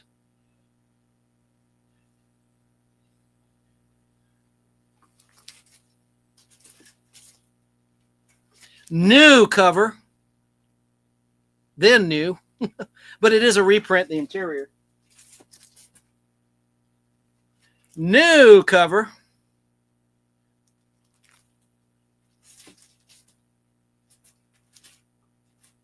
Wait a minute.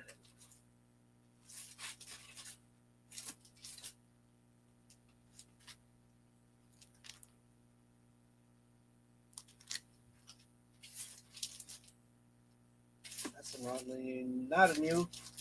Not a new. Let me find a new. Not new, not new. Damn. New cover. Then new.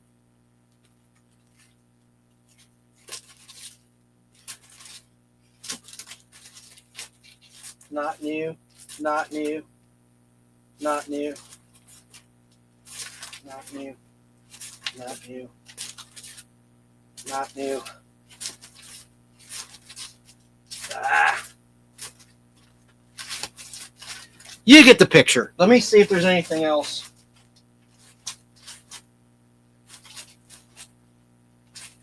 We'll get to it another time. I better sign off. I've gone 3 hours, 33 minutes, and 17 seconds.